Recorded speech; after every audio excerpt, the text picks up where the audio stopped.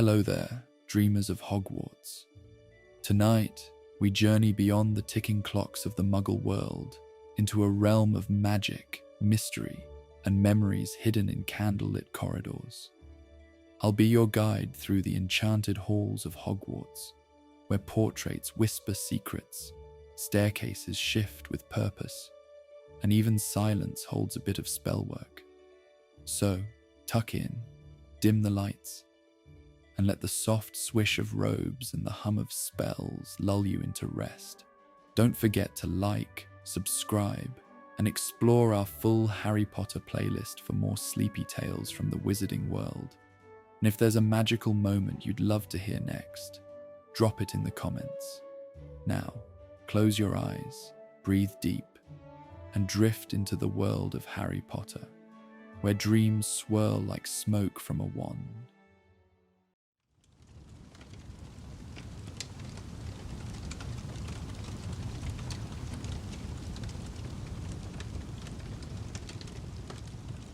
The afternoon light in the Transfiguration classroom holds a particular quality that exists nowhere else in Hogwarts. It's golden, yes, but more than that, it's golden the way honey is golden, thick and slow and sweet, pooling on the ancient wooden desks and turning the dust motes into tiny dancers, spinning lazy pirouettes through the air. Professor Hedgewick has enchanted the tall windows to filter the light just so, creating an atmosphere that makes even the most challenging transformations feel possible, probable, as natural as breathing.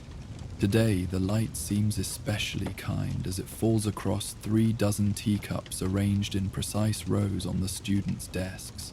They're lovely things, these teacups. Delicate porcelain painted with tiny violets, their handles curved like question marks, their rims edged in gold that catches the afternoon sun and throws it back in gentle sparkles. Each one sits on its matching saucer, waiting with the patient dignity of objects that know they're about to become something else entirely. Now then, Professor Hedgewick says, her voice carrying the same warm quality as the light. She's a small woman, round and comfortable like a well-loved armchair, with silver hair pinned up in a bun that always seems on the verge of coming undone but never quite does. Today we practice one of the more delightful transformations in your curriculum, Teacup to Mouse. A classic for a reason, combining as it does the need for delicacy, precision, and a certain gentleness of intent. She demonstrates with her own teacup, a particularly fine example with roses instead of violets. Her wand movement is fluid, economical, a swish and a quarter turn that seems to gather the light itself into its motion. Vera Verto, she says, and the words emerge not as a command, but as an invitation. The teacup shivers. That's the only word for it. A delicate trembling that starts at the base and travels upward, making the porcelain sing a single perfect note. Then, between one blink and the next, where there was china there is now fur, where there was stillness there is now life. A small white mouse sits on the saucer, whiskers twitching, pink nose testing the air for interesting smells. Notice, Professor Hedgewick continues, gently scooping up the mouse and letting it run along her arm, how the decoration translates. The violets become markings in the fur. See here, these purple-grey patches? The gold rim becomes these rather fetching golden ears. Transfiguration is not destruction and creation. It's translation, transformation. The gentle coaxing of one state of being into another. The students lean forward, enchanted as always by their professor's approach to magic. Where other teachers might emphasize power or precision, Professor Hedgewick teaches transformation as a conversation between wizard and object, a mutual agreement to explore new forms of existence. Now then, your turn. Remember gentle intentions, clear visualization, and respect for both forms. Begin when ready. The classroom fills with the soft chorus of Viera Verto. Some voices confident, others hesitant. Wands wave in approximations of the correct movement, some too sharp, others too flowing. The air shimmers with magic, seeking its purpose, and one by one, teacups begin their journey toward mousehood. Near the window, Cassandra Willowmere succeeds first, her teacup shivering delicately before reforming as a tiny brown mouse with violet spots like freckles across its back. She cups it gently in her palms, whispering congratulations to the small creature that moments before had been porcelain.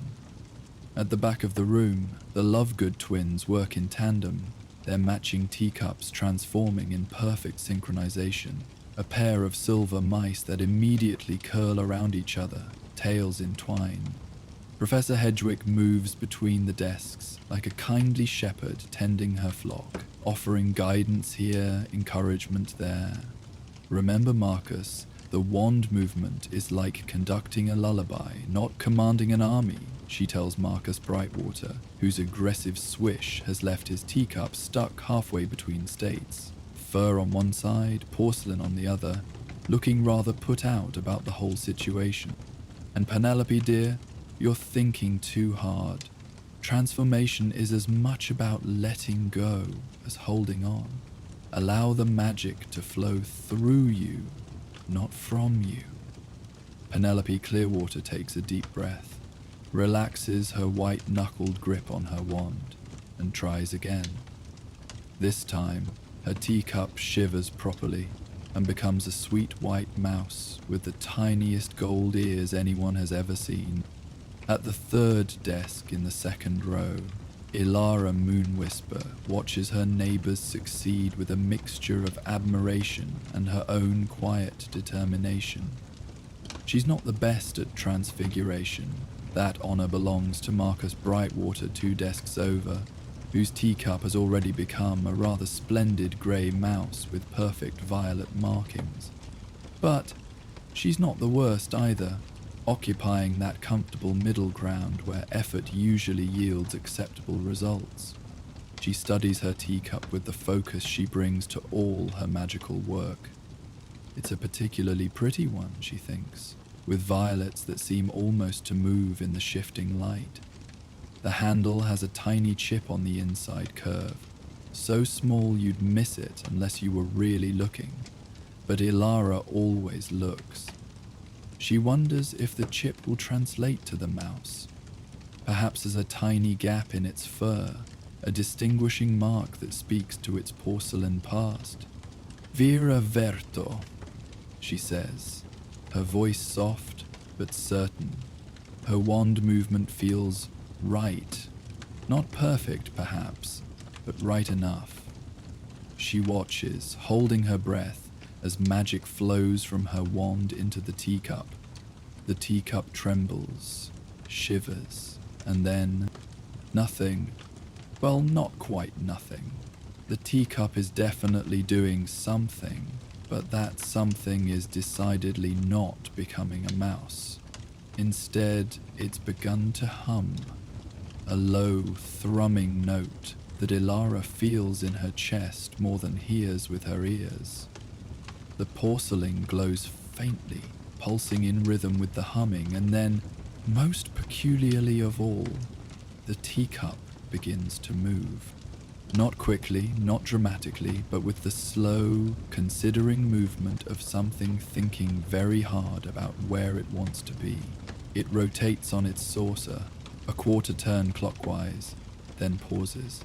The humming changes pitch, becomes almost questioning, then another quarter turn, and another pause, as if the teacup is looking for something, orienting itself to some invisible compass. Oh, Aara breathes, lowering her wand. Around her, other students are beginning to notice that something unusual is happening at her desk. Teacups that have become mice are temporarily forgotten as heads turn to watch the small porcelain mystery unfold. Professor, calls Gemma Goldleaf from the next desk over. Aara's teacup is singing? Professor Hedgewick makes her way over, her expression curious rather than concerned. She's been teaching long enough to know that the most interesting lessons often come from the unexpected. And there's something about the quality of the teacup's humming that speaks of magic gone interesting rather than magic gone wrong. Well now, she says, settling herself beside Aara's desk with the comfortable air of someone preparing for a good story. What do we have here? The teacup, as if aware it now has an audience, increases the volume of its humming. The glow intensifies, and with a movement that could only be described as purposeful, it slides 3 inches across the saucer toward Professor Hedgewick. "Hello to you too," the professor says mildly, and Aara could swear the teacup's hum takes on a pleased quality. "Aara dear, tell me exactly what you did. Don't leave anything out, no matter how small it might seem." Aara recounts her spellcasting, trying to remember every detail. The way the light fell across the violets, the exact angle of her wand, the intention she held in her mind of a small, gentle mouse with violet markings and maybe a tiny imperfection that spoke to its origins. "I don't understand what went wrong," she finishes, watching as the teacup executes another slow rotation. "I've done the spell before, in practice. It worked fine on buttons and pincushions." "Ah, but who says anything went wrong?" Professor Hedgewick extends one finger toward the teacup, and it immediately rolls toward her, its hum rising in what sounds remarkably like greeting. "Sometimes, my dear, magic has its own ideas about what wants to happen. Tell me, has anyone else tried to transform this particular teacup before?" Aara shakes her head, but Marcus Brightwater raises his hand. "I had it last week, Professor. We were practicing Dura on ceramics. Mine worked, but," he frowns, remembering, "the teacup took ages to turn back. I had to ask for help. And I used it the week before that," pipes up Luna Silverwand from across the room. "For color-changing charms, it held the color changes for 3 days instead of 3 hours." Professor Hedgewick's eyes light up with the particular gleam of a teacher who's just been handed a perfectly wrapped teaching moment. And there we have it. This teacup, it seems, has been absorbing magic. Not maliciously, not problematically, but the way a sponge absorbs water. Naturally, inevitably, and with increasing capacity. She gestures for the class to gather round, and they do, forming a loose circle around Aara's desk. The teacup, now the center of attention, increases both its glowing and its humming, clearly pleased with the development. Objects used repeatedly in magical education sometimes develop personality, for want of a better word, Professor Hedgewick explains. They become accustomed to transformation, to having magic flow through them. Most simply become easier to work with over time. But occasionally, very occasionally, one develops its own magical signature. "Like wands?" asks Timothy Starweaver, eyes bright with curiosity. "Similar principle, different expression," the professor confirms. A wand chooses its wizard and channels their magic. An object like this teacup has been chosen by many wizards, has channeled many types of magic, and has begun to develop its own preferences about how it wants to express that magic. She turns to Aara with a warm smile. "Your spell didn't fail, my dear. The teacup simply had other ideas about what form it wanted to take. The question now is, what does it want to be?" This is how the great investigation begins, not with dramatic pronouncements or complex magical forensics, but with a circle of students sitting cross-legged on the classroom floor, watching a humming teacup explore its surroundings with the careful curiosity of something newly awakened to its own possibilities. They try various approaches. Speaking to it, the teacup seems to like this, humming louder when addressed directly. Offering it things, it shows a marked preference for sugar cubes over milk, rolling toward the former while ignoring the latter. Playing different types of music, classical makes it spin lazily, while anything with drums causes it to hop slightly on its saucer. "It's like it's alive," breathes Rosemary Thornwell, watching the teacup execute a particularly elegant spin in response to a Chopin nocturne. "In a way, it is," Professor Hedgewick says. "Not alive as we understand it. It doesn't breathe or eat or think in the way creatures do. But it's aware, responsive, filled with the echoes of all the magic that's flowed through it. It's become a vessel, not just for tea, but for magical memory." As the afternoon wears on and the light deepens from honey to amber, the students take turns interacting with the teacup. Each discovers something new. It likes to be held. The humming becomes almost purr-like. It can sense magical ability, rolling eagerly toward those with strong magical cores, while politely acknowledging those still developing their power. It has opinions about the other teacups in the room, showing particular affection for its saucer mate 3 desks over. But it's shy Aara who makes the most important discovery. While the others are debating whether the teacup prefers being addressed as it or they, she notices something about its movement patterns. The teacup isn't moving randomly, it's tracing the same path over and over, a complex figure-8 pattern that seems somehow familiar. "Professor," she says quietly, not wanting to interrupt the animated discussion about magical consciousness happening nearby. "I think it's writing something." The room falls silent. Professor Hedgewick conjures a light dusting of flour across the desk's surface, and they all watch as the teacup, seemingly delighted to have its message-making noticed, rolls through the powder with increased purpose. Letters emerge in its wake, wobbly, uncertain, but unmistakably intentional. I-S-S, Miss, several students read aloud. The teacup spins in what can only be interpreted as confirmation, then continues. H-O-M-E. "Miss Home," Aara whispers, and something in her chest tightens with unexpected emotion. It misses home. "But where is home for a teacup?" Marcus asks, genuinely puzzled. "The kitchen?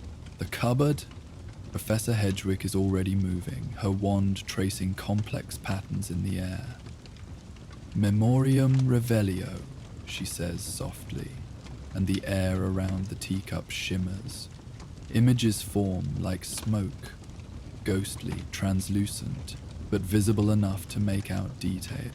They see the teacup's history in reverse, countless transfiguration lessons, the teacup shifting between forms, but always returning to porcelain. They watch it become a butterfly with porcelain-made wings, a music box that played a tinny waltz, a pocket watch that kept perfect time. Each transformation leaves a trace, a memory embedded in the ceramic like photographs pressed between pages of a book. Before that, sitting in the school's supply cupboard, wrapped carefully in tissue paper, the teacup waits there with dozens of others, but even in storage it seems to glow faintly, as if dreaming of its past life. Before that, being packed with infinite care, each piece of the set wrapped individually by aged hands that shake slightly but never falter in their gentleness. And before that, the images shift, and they see a cozy kitchen with herbs hanging from the rafters and sunlight streaming through gingham curtains. The kitchen is alive with the kind of magic that comes not from wands, but from love, carefully tended over decades. Copper pots gleam on hooks, their bottoms worn smooth from countless meals. A garden visible through the window riots with both magical and mundane plants, foxglove and whispering willows.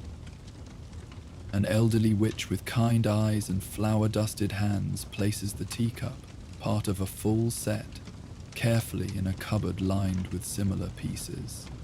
But this is no mere storage. They watch as she takes the set down each Thursday afternoon, arranging the pieces on a round table covered with an embroidered cloth. Students arrive, nervous first years, troubled third years, confused fifth years facing OWS, and she serves them tea with the same care she might use to brew the most complex potion. The teacup they're watching seems to be her favorite. It's always filled first, always given to the student who needs it most. They see a boy with tear-stained cheeks cradling it as he talks about missing home. A girl with bandaged hands from a potions accident sips carefully while the witch, Professor Foxglove, they realize, shows her how mistakes can become discoveries. Two friends share the teacup, passing it between them as they mend a quarrel that had seemed irreparable. Years pass in moments. The teacup absorbs not just tea, but tears, laughter, secrets, breakthroughs. It sits in the center of countless conversations about everything from homesickness to career choices to first loves. Professor Foxglove ages in the flickering images, her movements growing slower but her smile never dimming, her faith in the healing power of a properly brewed cup of tea and a listening ear never wavering. "Oh," says Professor Hedgewick softly, her voice thick with emotion.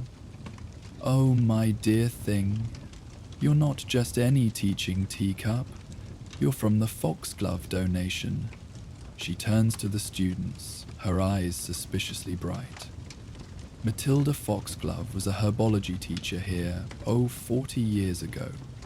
When she retired, she donated many of her personal items to the school for teaching purposes.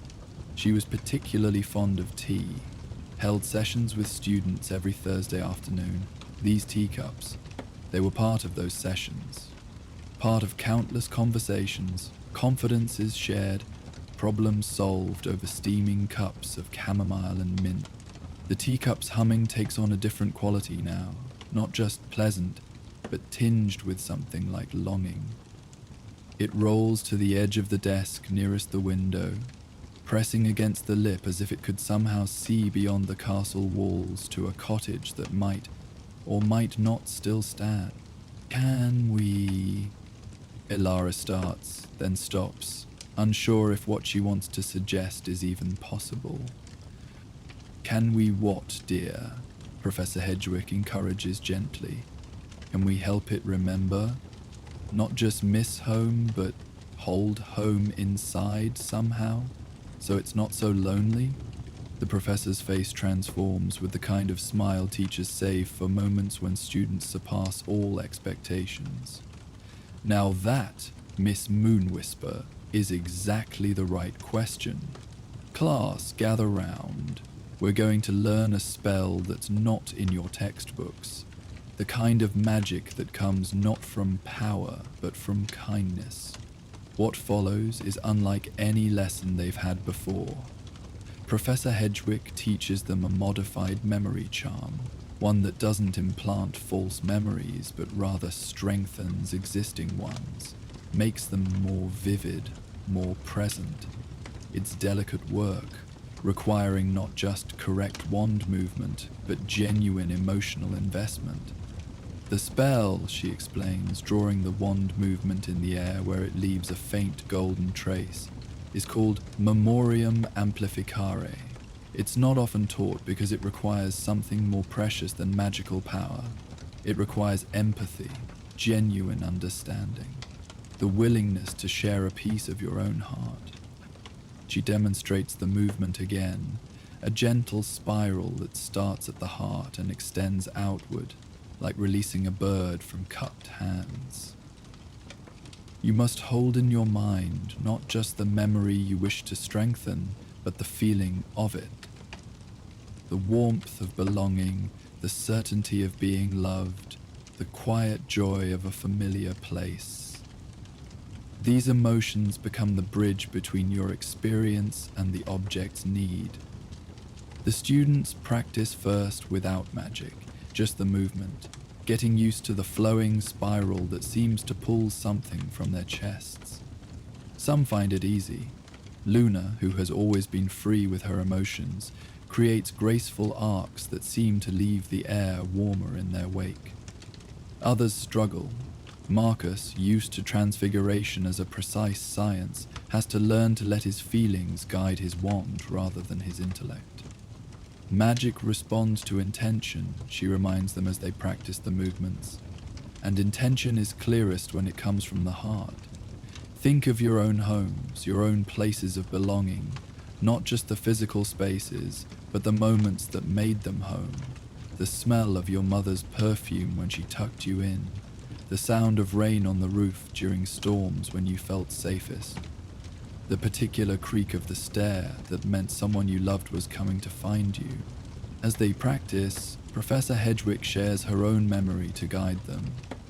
I think of my grandmother's sewing room, she says softly. Sunday afternoons, the light slanting through lace curtains, dust motes dancing like tiny fairies.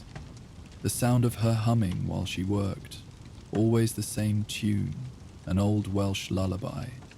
The way her thimble clicked against her needle in rhythm. The absolute certainty that I was exactly where I belonged, that nothing bad could happen while I sat at her feet sorting buttons into her old tin box. The classroom fills with a different kind of magic now, not the sharp, bright magic of transformation, but something softer, deeper.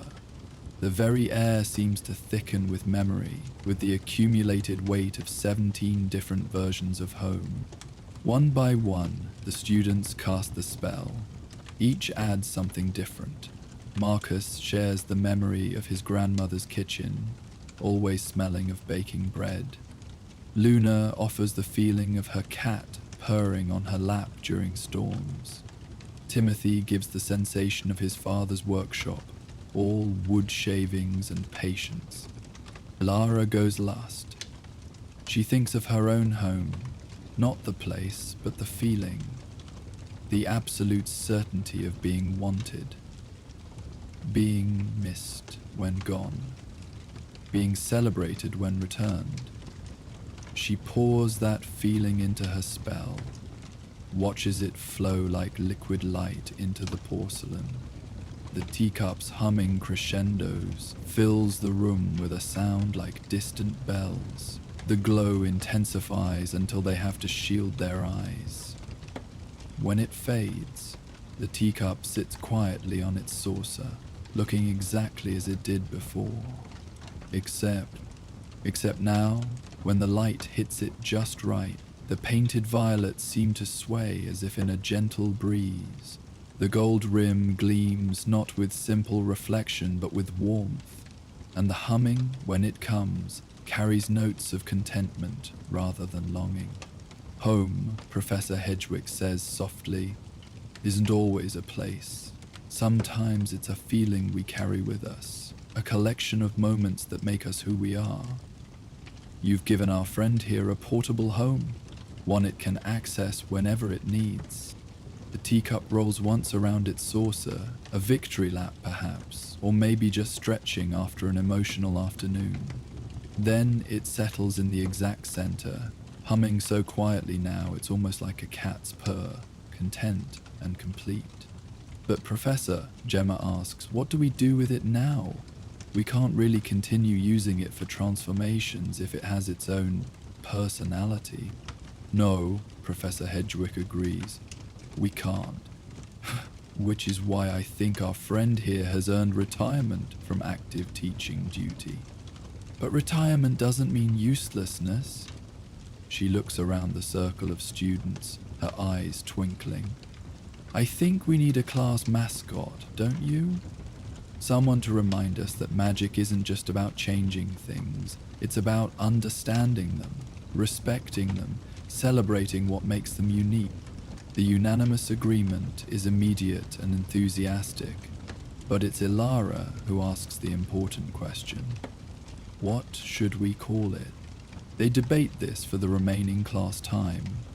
Suggestions range from the prosaic, Violet Humbug the Humming, to the fanciful, Sir Porcelain the Steadfast. The magical teacup of doom, quickly vetoed. In the end, it's the teacup itself that decides. When Timothy suggests memory, the teacup spins 3 times fast. Clear approval. But when Aara softly adds memory rose for Professor Foxglove's favorite tea, the teacup actually levitates 3 inches off its saucer, humming at a frequency that makes everyone smile without quite knowing why. And so Memory Rose finds a new home on a special shelf Professor Hedgewick conjures beside her desk, complete with a soft cushion and a placard explaining its history for future students. It becomes a tradition for students to greet Memory Rose at the beginning of each class and to share particularly good news with the teacup, which always responds with appropriately enthusiastic humming. But more than that, Memory Rose becomes a reminder that not all transformations go as planned, and that's okay. That sometimes what seems like failure is just magic finding a different path. That objects can hold feelings, that kindness is its own form of power, and that home is something we create for each other through small acts of understanding and care. In the weeks that follow, Memory Rose becomes woven into the fabric of Transfiguration classes. Students begin bringing it small offerings, a sugar cube saved from breakfast, a particularly pretty leaf from the grounds, a snippet of a song hummed softly during quiet study periods. The teacup responds to each gift with its characteristic humming, the tone varying based on the offering and the offerer's emotional state. Professor Hedgewick notices that students who interact with Memory Rose often show marked improvement in their transformation work.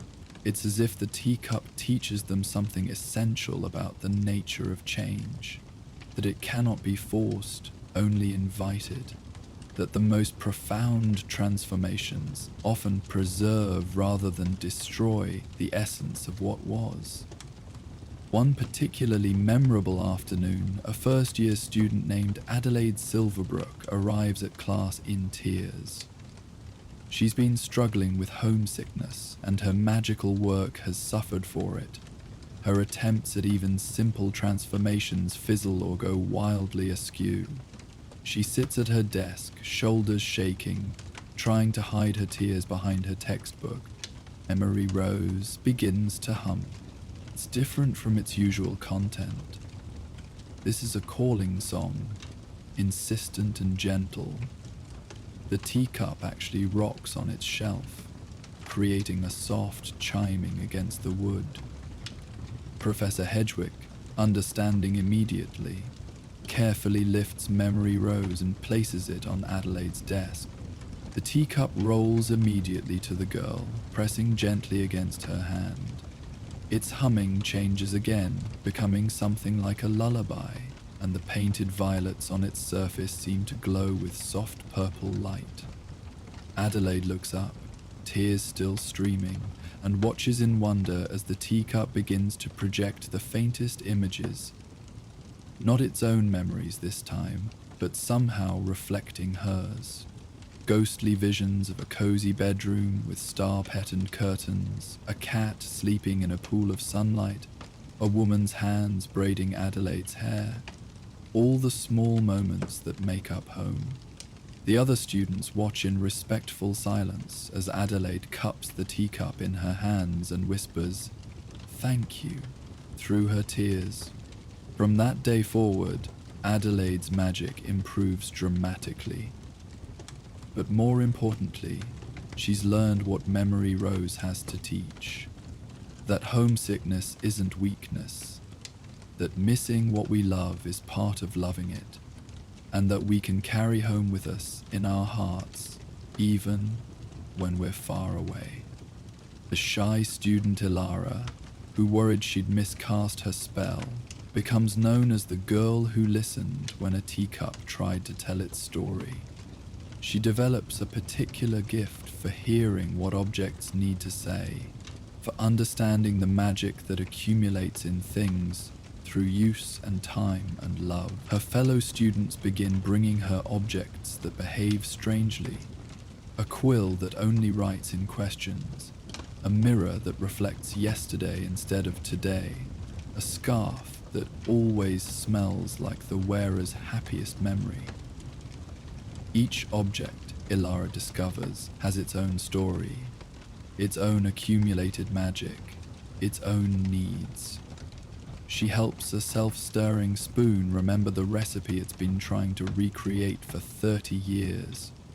She translates the worried whispers of a carpet that's absorbed too many secrets and needs to share them with someone trustworthy. She mediates between a pair of dueling desk lamps that turn out to have been separated from the same chandelier and desperately miss each other. Her work attracts the attention of the Department of Magical Artifacts, and she receives offers of apprenticeships before she even completes her 7th year. But Aara always credits her career to an afternoon in Transfiguration class when a teacup refused to become a mouse and taught her that magic's greatest transformations are often the ones we don't expect. Professor Hedgewick keeps Memory Rose with her until her own retirement 30 years later. On her last day, she carefully packs the teacup in soft cloth and brings it to the cottage where she'll spend her remaining years.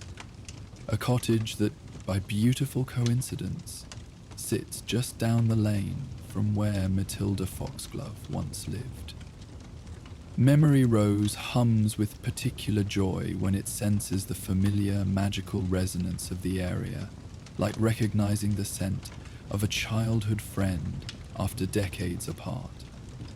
And sometimes, on quiet afternoons when the light falls just right through her kitchen windows, Professor Hedgewick could swear she hears 2 voices in Memory Rose's humming. The accumulated memories of hundreds of students mixing with the older, deeper notes of Professor Foxglove's long-ago tea sessions, past and present swirling together like cream in tea, inseparable and perfect. But that's a story still being written in a cottage where retired professors and semi-sentient teacups share their twilight years in companionable silence. For now, in this moment, in this golden classroom with dust motes dancing and magic thick in the air, Memory Rose sits on its new shelf and hums its contentment while students reluctantly pack up their successfully transformed mice.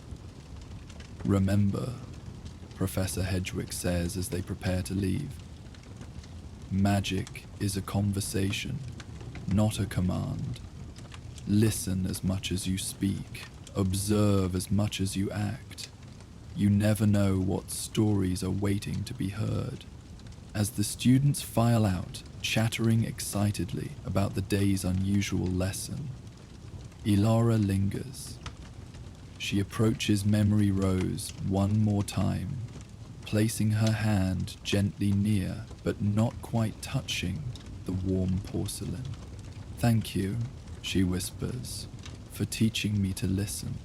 The teacup hums once, soft and warm, and somehow Aara knows it's saying thank you right back.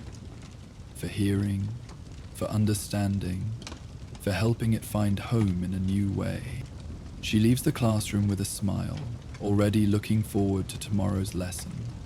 Because if a teacup can hold memories and find home in unexpected places, what other wonders might be waiting in the ordinary objects around them, patient as porcelain, ready to share their stories with anyone willing to truly see. The afternoon light follows her into the corridor, painting everything in shades of gold and possibility. And from the Transfiguration classroom, if you listen very carefully, you can hear a teacup humming itself to sleep, dreaming of violets and kindness and the magic that lives in understanding. As Memory Rose settles into its gentle slumber on the shelf, elsewhere in the castle another enchantment stirs. In the charms corridor, a piece of chalk begins to tremor with musical possibility, waiting for the next day's lesson, when an accidental spell will fill the air with song. Join us tomorrow for the spell that made the chalk sing. Morning arrives at Hogwarts the way it always does in early spring. Hesitant, gentle, painting the castle's stones in shades of pearl and rose. The charms corridor catches the first light through its tall, arched windows, and Professor Flitwick's classroom seems to stretch and yawn as warmth creeps across the floor in golden inches. It's a Tuesday morning, which means the third years have charms directly after breakfast. They file in, still rubbing sleep from their eyes, some clutching cups of tea pilfered from the great hall, others yawning so widely their jaws crack. The early morning slot is nobody's favourite, but Professor Flitwick has a way of making even the drowsiest student perk up with interest. The classroom itself seems designed to encourage wakefulness. Charmed mobiles spin lazily from the ceiling, their crystal components catching light and throwing tiny rainbows across the walls. The desks are arranged in a gentle semicircle facing the massive blackboard, which takes up most of the front wall. It's not an ordinary blackboard. This one has been seasoned by decades of magical notation, and sometimes, if you look at it from the right angle, you can see the ghostly impressions of particularly powerful spells that were once written there. Professor Flitwick stands on his teaching platform, a necessary addition that brings him to eye level with his students. He's preparing for today's lesson with his usual meticulous care, arranging different colored chalks in precise rows, white for basic notation, yellow for wand movements, blue for incantations, and a special rose-colored chalk for what he calls the particularly tricky bits. Good morning, he chirps as the last students stumble in. His voice carries the particular cheerfulness of morning people everywhere, which would be annoying if he weren't so genuinely kind. I trust you all completed the reading on amplification charms. Excellent, excellent. Today we put theory into practice. He turns to the blackboard and selects a piece of white chalk. It's fresh, pristine, its edges sharp and ready for use. As he raises it to write, several students notice something they've seen before, but never really thought about. The faint shimmer that surrounds the chalk when it touches the board. It's like watching someone write underwater, the air rippling slightly around the point of contact. Now then, Professor Flitwick says, beginning to write in his neat, precise script. Amplification charms are curious bits of magic.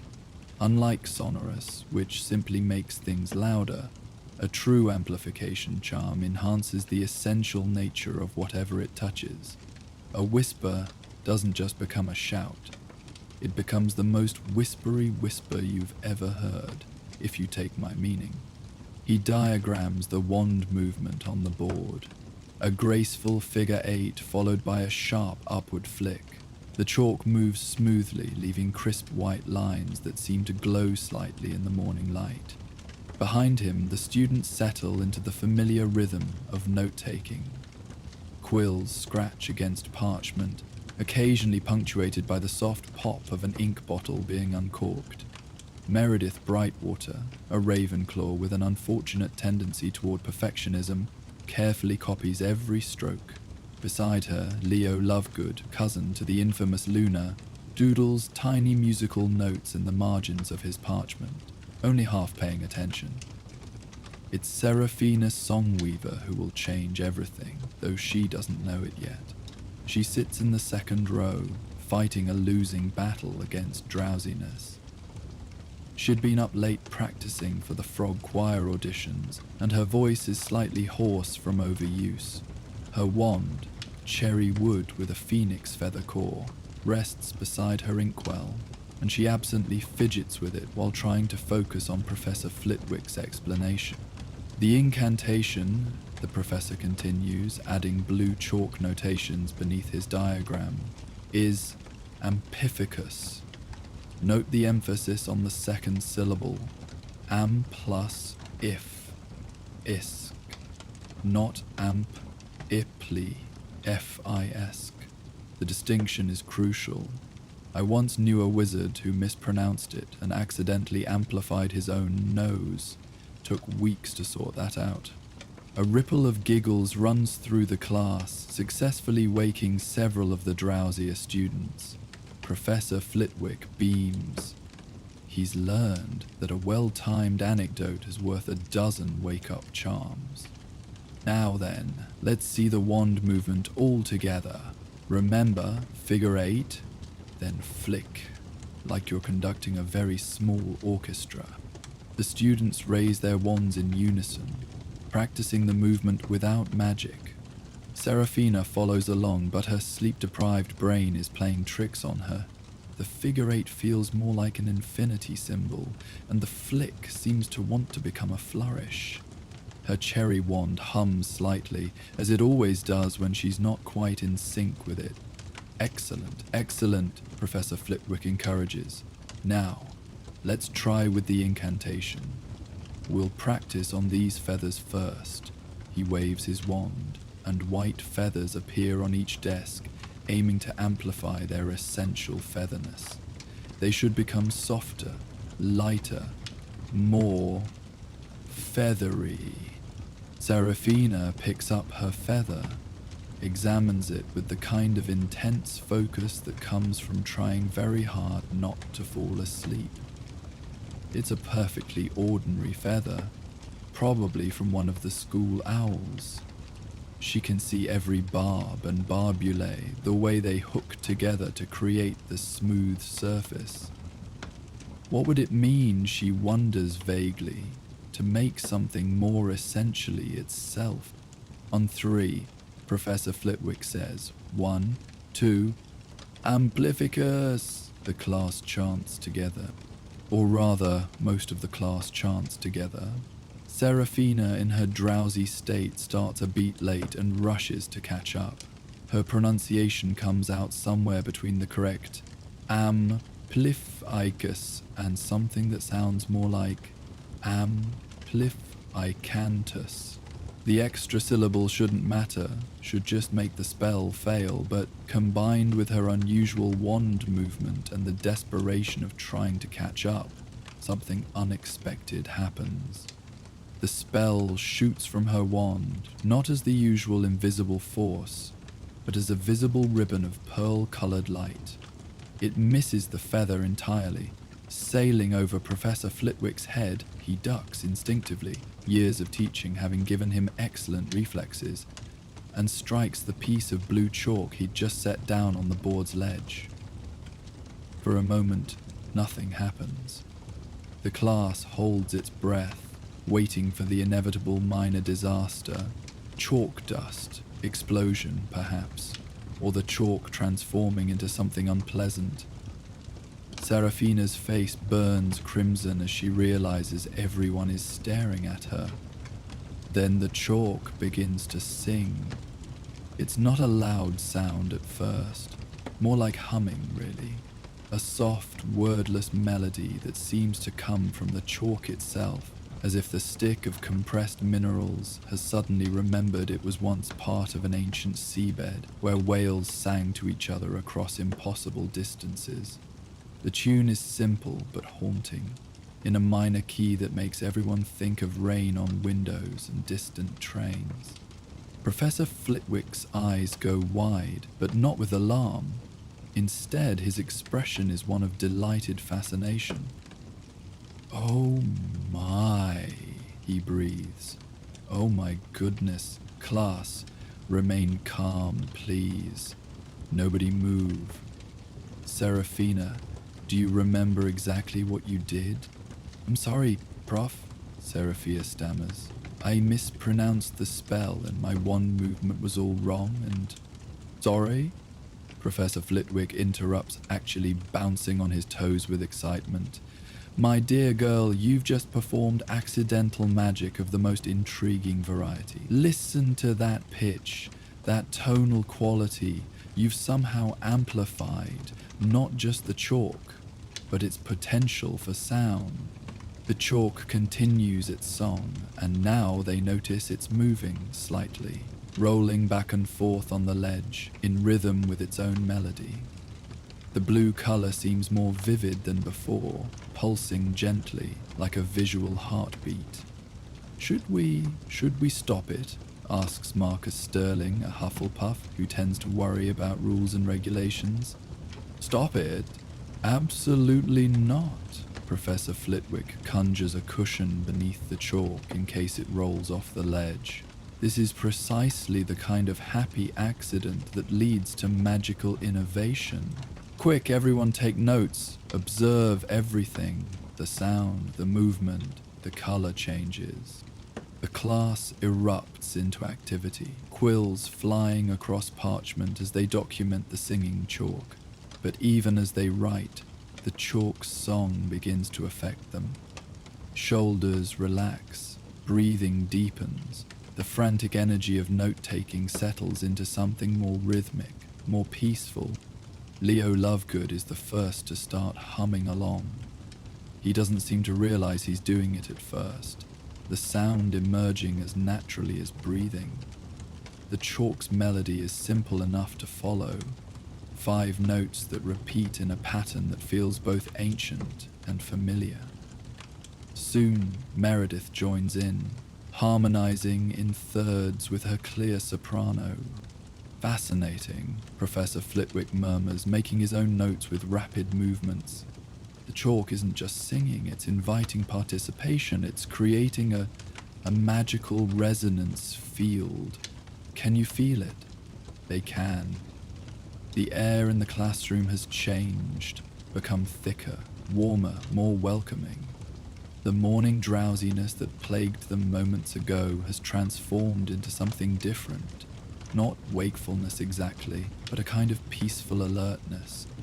Colors seem brighter. The sunlight streaming through the windows appears to move in time with the chalk's song.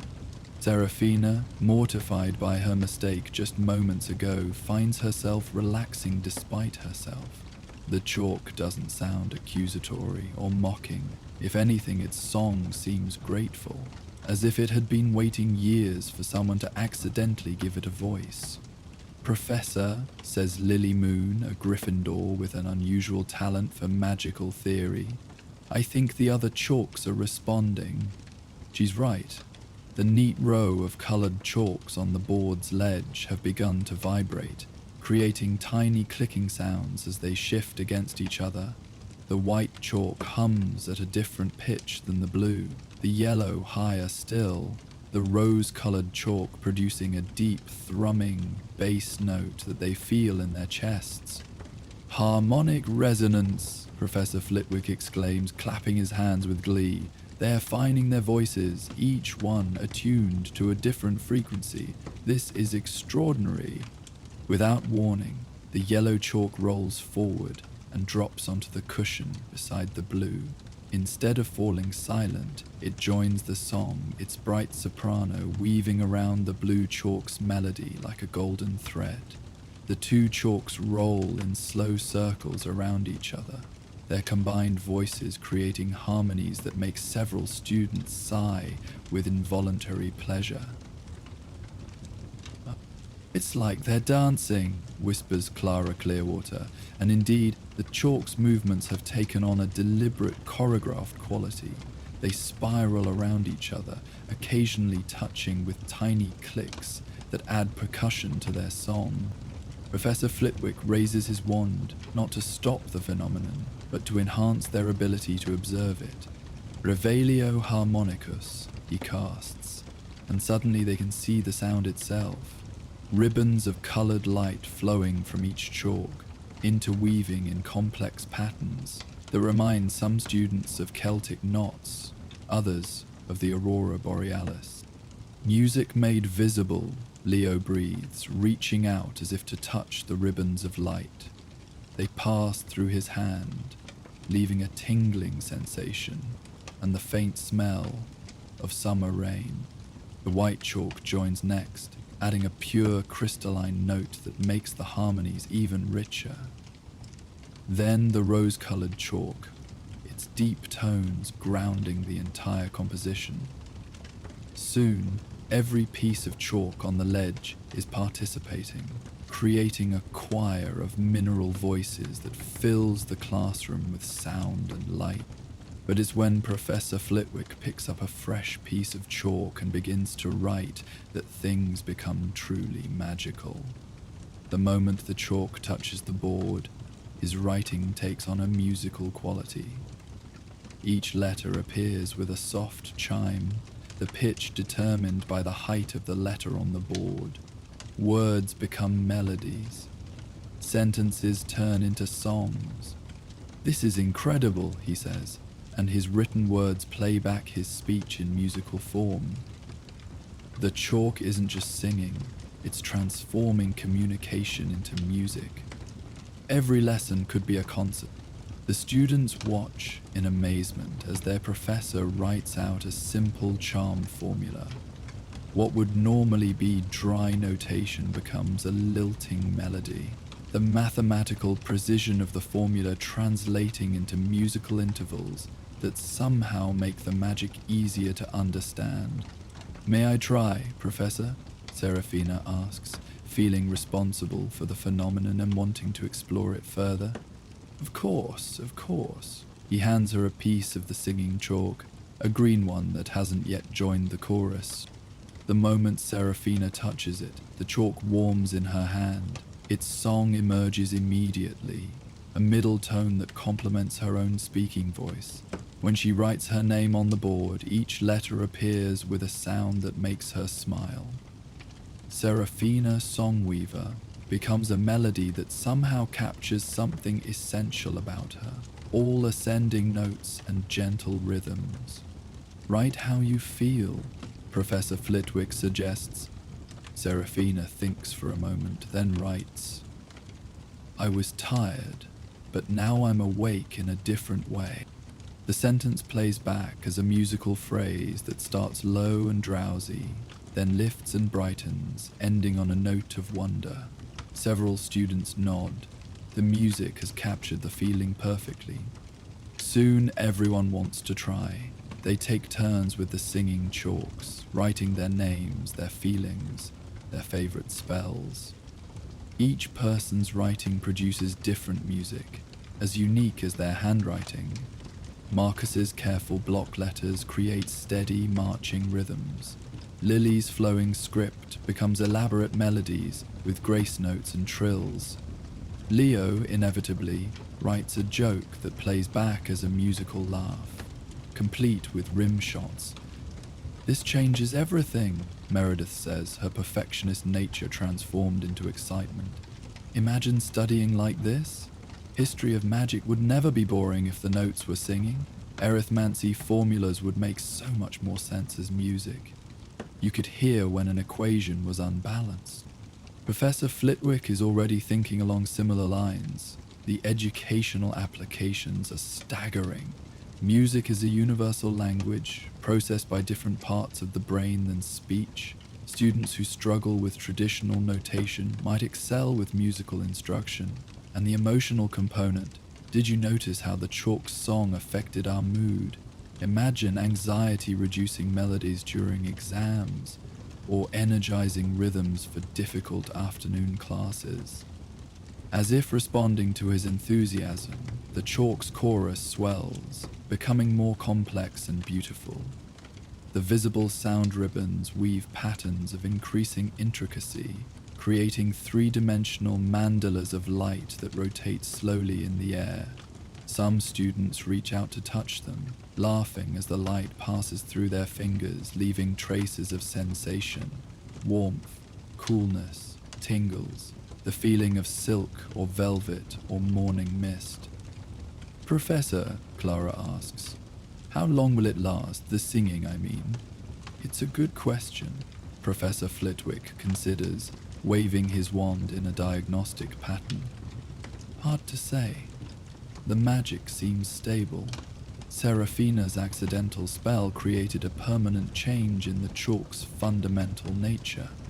But whether that change will persist through use, whether new chalk will sing, whether we can replicate the effect. He trails off, clearly already planning experiments. We could test it, Seraphina offers, feeling braver now that her mistake has become a discovery. Try different pronunciations, different wand movements, map out exactly what caused the effect. Excellent thinking, house points. To which house are you in, dear? Hufflepuff, Professor. 20 points to Hufflepuff for innovative spellwork and scientific thinking. And I think, he pauses, struck by an idea. I think we should make this a class project. Document everything, test variations, see if we can understand and replicate what happened here. Would you all be interested? The enthusiasm is unanimous. Even students who normally find charms tedious are excited by the prospect of experimenting with musical magic.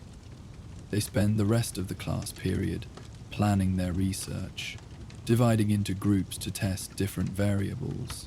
Some will try variations on Seraphina's mispronunciation. Others will experiment with different wand movements. A third group will test whether the effect works on other writing implements, quills, pencils, paintbrushes. Throughout it all, the chalk continues to sing. Its chorus has settled into a gentle background melody, unobtrusive but present, like the castle's own heartbeat given voice. Students who were drowsy an hour ago now bubble with energy and ideas. The very air seems lighter, more breathable, charged with creative possibility. As the class period draws to a close, Professor Flitwick makes a decision. The singing chalk stays here, he announces. This classroom is now a laboratory for musical magic. Any student who wants to experiment, within reason and with supervision, is welcome to do so. Seraphina, as the discoverer, you have first rights to research time if you want them. Seraphina glows with pride, her earlier embarrassment completely forgotten. Who would have thought that messing up a spell could lead to something so wonderful? They file out reluctantly, many taking final notes or humming the chalk's melody under their breath. The news spreads quickly through the castle. By lunchtime, students from other houses are finding excuses to walk past the charms classroom, pressing their ears to the door to hear the singing chalk. By dinner, there's a sign-up sheet for research slots, and Madame Pince has had to create a new library section for books on musical magic. Over the following weeks, the singing chalk phenomenon becomes one of Hogwarts' most beloved mysteries. Students discover that each color of chalk has its own vocal range and personality. Blue chalk tends toward melancholy melodies in minor keys. Yellow chalk prefers bright, upbeat tunes that make people smile. Red chalk sings with passion, its songs full of crescendos and dramatic pauses. The rare silver chalk, used only for the most complex notations, sings in frequencies that are felt more than heard, creating harmonics that make the air shimmer. They learn that the chalk responds to emotions as well as intent. Writing while happy produces different music than writing while sad or anxious or excited. Love letters written with pink chalk play back as swooning melodies that make listeners blush. Homework completed with green chalk takes on a workmanlike rhythm that somehow makes the task feel easier. Professor Flitwick integrates the singing chalk into his regular lessons. He develops a system where different musical patterns indicate different types of magic. Charms play in major keys with ascending melodies. Hexes sound discordant with jarring intervals that warn of their harmful intent. Shield spells create harmonies that layer and build, aurally representing the protection they provide. Students who struggle with traditional spell notation often excel with the musical system. One second year who could never remember wand movements finds that when they're set to rhythm, they become as easy as dance steps. A seventh year preparing for NEWT discovers that studying with singing chalk helps her retain information better. The melodies become memory aids, each fact attached to its own musical phrase. The phenomenon attracts attention from the wider wizarding world. Researchers from the Department of Experimental Charms visit to study the chalk. A composer from the Wizarding Wireless Network writes a symphony inspired by the chalk's melodies. There's talk of marketing singing chalk commercially, though Professor Flitwick insists the original set must remain at Hogwarts for continued study. But it's the small daily miracles that matter most. The way the chalk's morning song helps nervous first years feel at home. How its lullabies during evening study sessions prevent stress and promote better sleep. The joy on a struggling student's face when they finally understand a concept because they can hear the magic, not just see it. Serafina becomes something of a celebrity, though she handles it with characteristic humility. She leads the research team studying the phenomenon, carefully documenting every variable, every variation, every new discovery. Her notes themselves become works of art, written with singing chalk, so that reading them is like attending a concert. She makes an interesting discovery one afternoon while alone in the classroom. The original blue chalk, the first to sing, seems to remember her.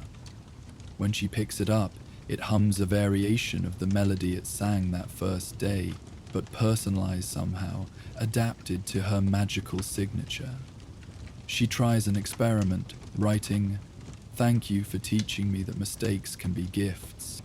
The playback is beautiful, a melody that starts uncertain and apologetic, then transforms into something confident and grateful. The chalk seems to pulse with warmth in her hand, and she could swear she feels it humming with something like affection. Professor Flitwick finds her there later, listening to the chalk's songs with tears in her eyes. "It's changed everything," she tells him. "Not just the chalk, but how I think about magic, about mistakes, about learning." He nods sagely. "The best discoveries often come from the unexpected. You gave the chalk a voice, yes, but more than that. You reminded us all that magic is meant to bring joy, to create beauty, to connect us in ways we never imagined." As the term progresses, the singing chalk becomes woven into the fabric of Hogwarts life. Other professors borrow pieces for special lessons. Professor McGonagall uses it to teach the musical mathematics of transformation. Professor Sprout discovers that plants grow better when their care instructions are written in singing chalk, the melody somehow conveying the right emotional tone for nurturing. Even Professor Snape, though he'd never admit it publicly, borrows a piece of silver chalk that sings in frequencies only potion ingredients can hear, using it to write instructions that somehow make volatile mixtures more stable. The effect spreads beyond the classroom. Students start leaving musical messages for each other on designated boards throughout the castle. Love songs, friendship ballads, even the occasional musical prank, quickly discouraged after a spectacular incident involving the entire Slytherin common room singing "I'm a Little Teapot" for an hour. The castle fills with melodies, each corridor developing its own acoustic personality. But perhaps the most beautiful development is the choir of chalk. It happens on a Thursday evening in late spring. The Charms classroom is full of students from all houses and years, brought together by their shared love of the singing chalk. They've been experimenting with harmonies, with rounds, with musical spells that layer and build.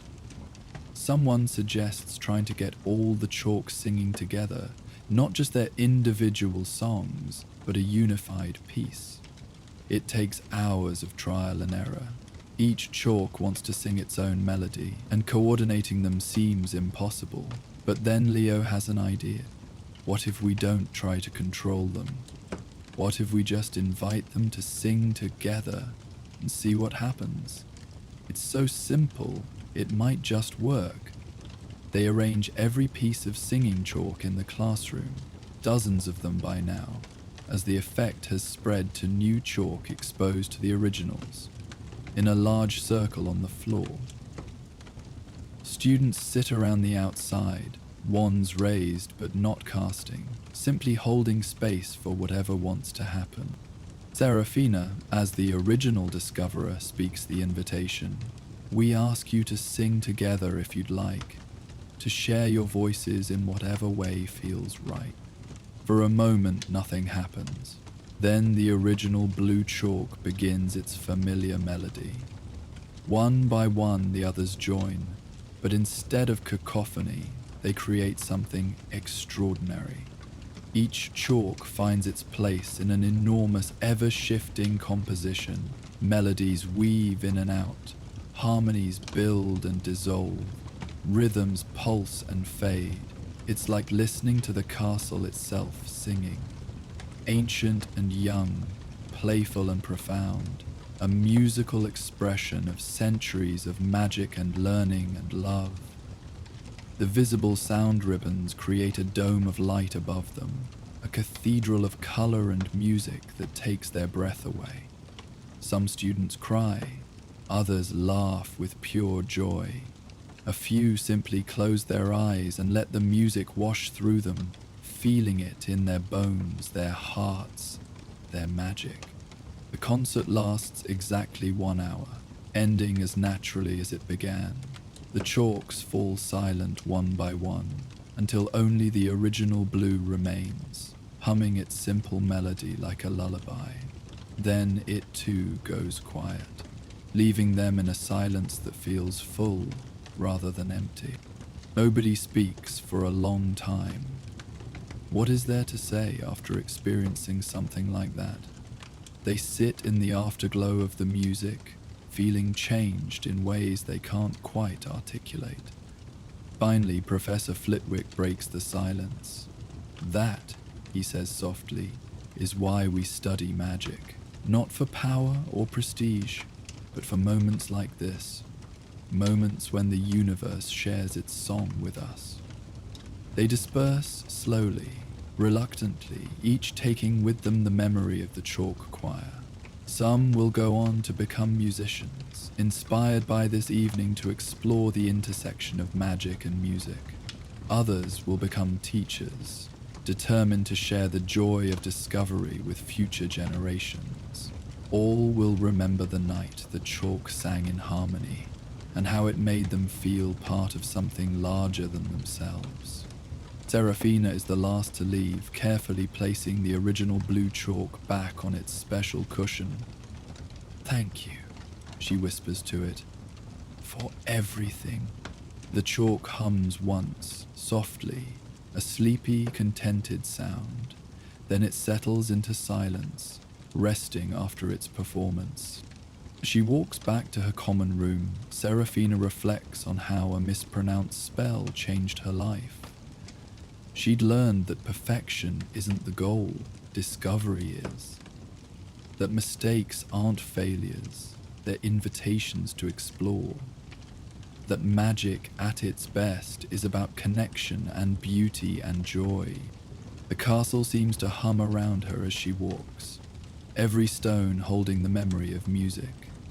In classrooms throughout Hogwarts, chalk rests on ledges, quiet now, but ready to sing again tomorrow, ready to transform lessons into concerts, studying into symphonies, learning into something approaching art. And in the charms classroom, moonlight falls on the original blue chalk, which glows faintly in its sleep, dreaming perhaps of all the songs yet to be sung. As the last notes of chalk song fade into the castle stones, down in the dungeons another kind of magic stirs. In tomorrow's potions lesson, a drowsy student's accidental slumber will transform a volatile brew into something unexpectedly soothing, filling the dungeon classroom with the scent of lavender dreams. Join us next time for the potions lesson nap. The rain began during lunch, a soft Scottish drizzle that gradually intensified until it drummed against the castle windows with hypnotic persistence. It was the kind of rain that seemed to have weight to it, each drop carrying its own small song as it traced paths down ancient glass. By the time the fourth years descended to the dungeons for their afternoon potions lesson, the sound had become a constant companion, muffled by stone and depth but still present, like the heartbeat of the earth itself. The journey to the potions classroom was itself a descent into tranquility.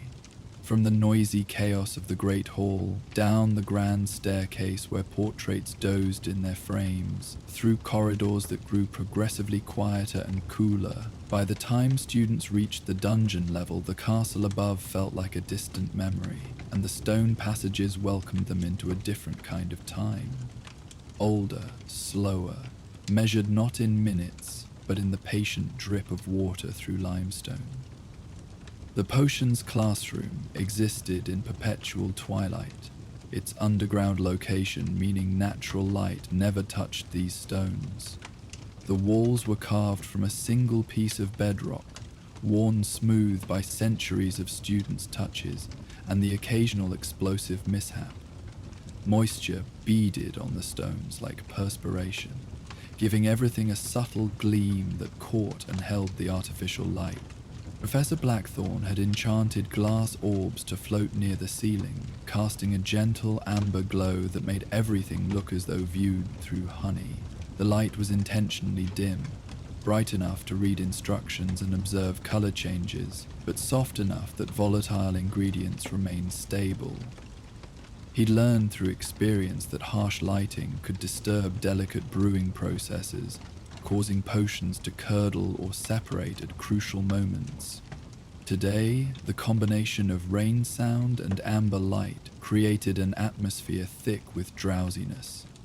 Students filed in with heavy steps, their post-lunch lethargy amplified by the weather and the warm herb-scented air. The classroom always smelled of something. Today it was dried lavender from the ingredient stores, mixed with the earthy undertone of mushrooms and the sharp tang of copper from the cauldrons. Juniper Ashfall took her usual seat at the middle table, unpacking her supplies with movements that felt like swimming through treacle. She'd been up late the night before, not through any fault of her own, but because her dorm mate had received a particularly distressing letter from home, and Juniper had stayed awake offering comfort and cups of cocoa until nearly dawn. Now, the few hours of sleep she'd managed felt woefully inadequate. Around her, other students showed similar signs of exhaustion. Marcus Flint, no relation to the infamous Quidditch player, yawned so widely his jaw clicked. Beside him, Eleanor Pepperwort blinked slowly, like a cat in sunshine, clearly fighting to keep her eyes open. Even usually energetic Phoenix Lovejoy seemed subdued, stirring his cauldron with mechanical movements while his mind wandered elsewhere. Professor Blackthorne emerged from his private stores, carrying a tray of ingredients that glowed faintly in the amber light. He was a tall, thin man with prematurely silver hair and eyes the color of winter seas. Unlike his predecessor, the legendary and terrifying Severus Snape, Professor Blackthorne ruled his classroom through quiet competence rather than fear. He had a gift for knowing exactly when a potion was about to go wrong and intervening with minimal fuss, saving both the brew and the student's dignity. "This afternoon," he announced, setting the tray on his desk with a soft clink of glass vials, "we'll be brewing Pepper Up Potion, a useful draft, particularly given the weather. I trust you've all reviewed the instructions." A murmur of agreement rippled through the class, though Juniper noticed several students surreptitiously checking their textbooks. She'd read the instructions, of course. She always did. But now the words seemed to swim on the page, letters rearranging themselves into meaningless patterns before snapping back into focus. "Begin by preparing your ingredients," Professor Blackthorne continued, moving between the tables with his characteristic gliding walk. "Remember, bicorn horn must be powdered to the consistency of flour, and the mandrake leaves should be shredded, not torn. Precision matters." Juniper reached for her mortar and pestle, the cool stone heavy in her hands. The bicorn horn was a pearlescent sliver, surprisingly beautiful for something that came from such an aggressive creature. She began grinding it, the repetitive motion oddly soothing. Around her, the classroom filled with similar sounds. The scrape of pestles, the whisper of knives through leaves, the soft bubble of cauldrons coming to temperature. The rain continued its percussion above, now joined by the occasional rumble of distant thunder. The sound seemed to travel through the stones, creating subtle vibrations that Juniper felt through the soles of her feet. Combined with the rhythmic grinding motion and the warm, scented air, it created a cocoon of sensory experience that made the edges of consciousness feel pleasantly fuzzy. She measured the powdered horn carefully, 2 3/4 drams exactly, and moved on to the mandrake leaves. They were dried but still pliable, releasing a green scent when cut that reminded her of summer mornings in her grandmother's garden. Her knife moved in steady strokes. Slice, gather, slice, gather. The pattern was hypnotic. "Miss Ashfall, your cauldron." Professor Blackthorne's voice came from directly beside her, making her start. She'd been so focused on the cutting that she'd forgotten to add the base liquid, spring water that had been blessed under a full moon. "Sorry, Professor," she murmured, reaching for the crystal decanter.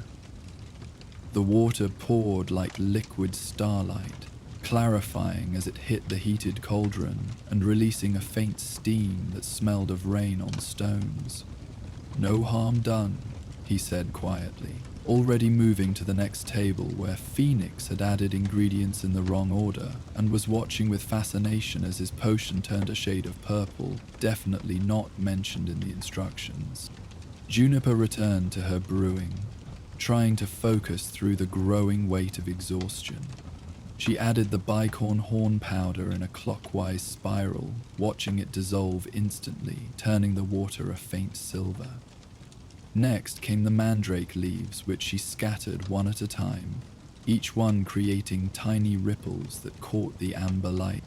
The potion began to bubble gently, and she adjusted the flame with a tap of her wand. Temperature control was crucial for Pepper Up. Too hot and it would evaporate into useless steam. Too cool and it would congeal into something resembling particularly nasty porridge.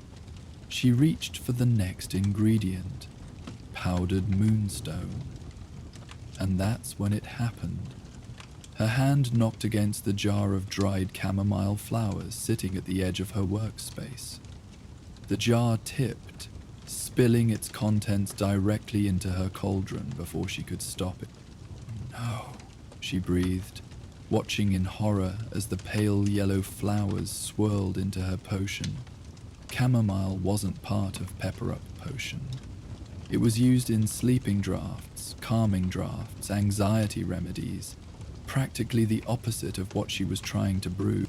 She grabbed her stirring rod, thinking perhaps she could fish the flowers out, but they'd already begun to dissolve. The silver potion took on a golden tinge, and the sharp, medicinal smell of proper Pepper Up softened into something gentler, warmer. The bubbles slowed from their energetic percolation to a lazy, rhythmic blooping that matched the rain's tempo.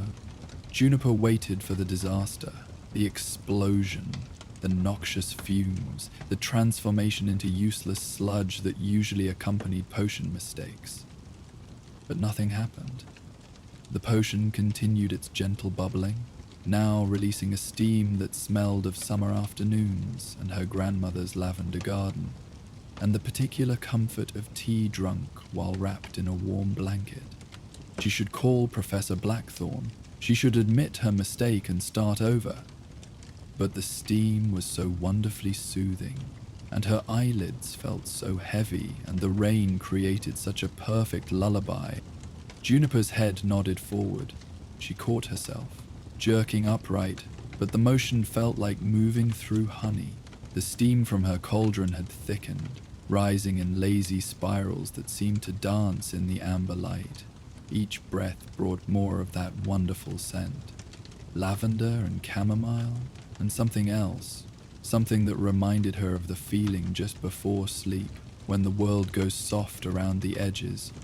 Her stirring rod moved on its own, maintaining the required figure-8 pattern, even as her conscious mind began to drift.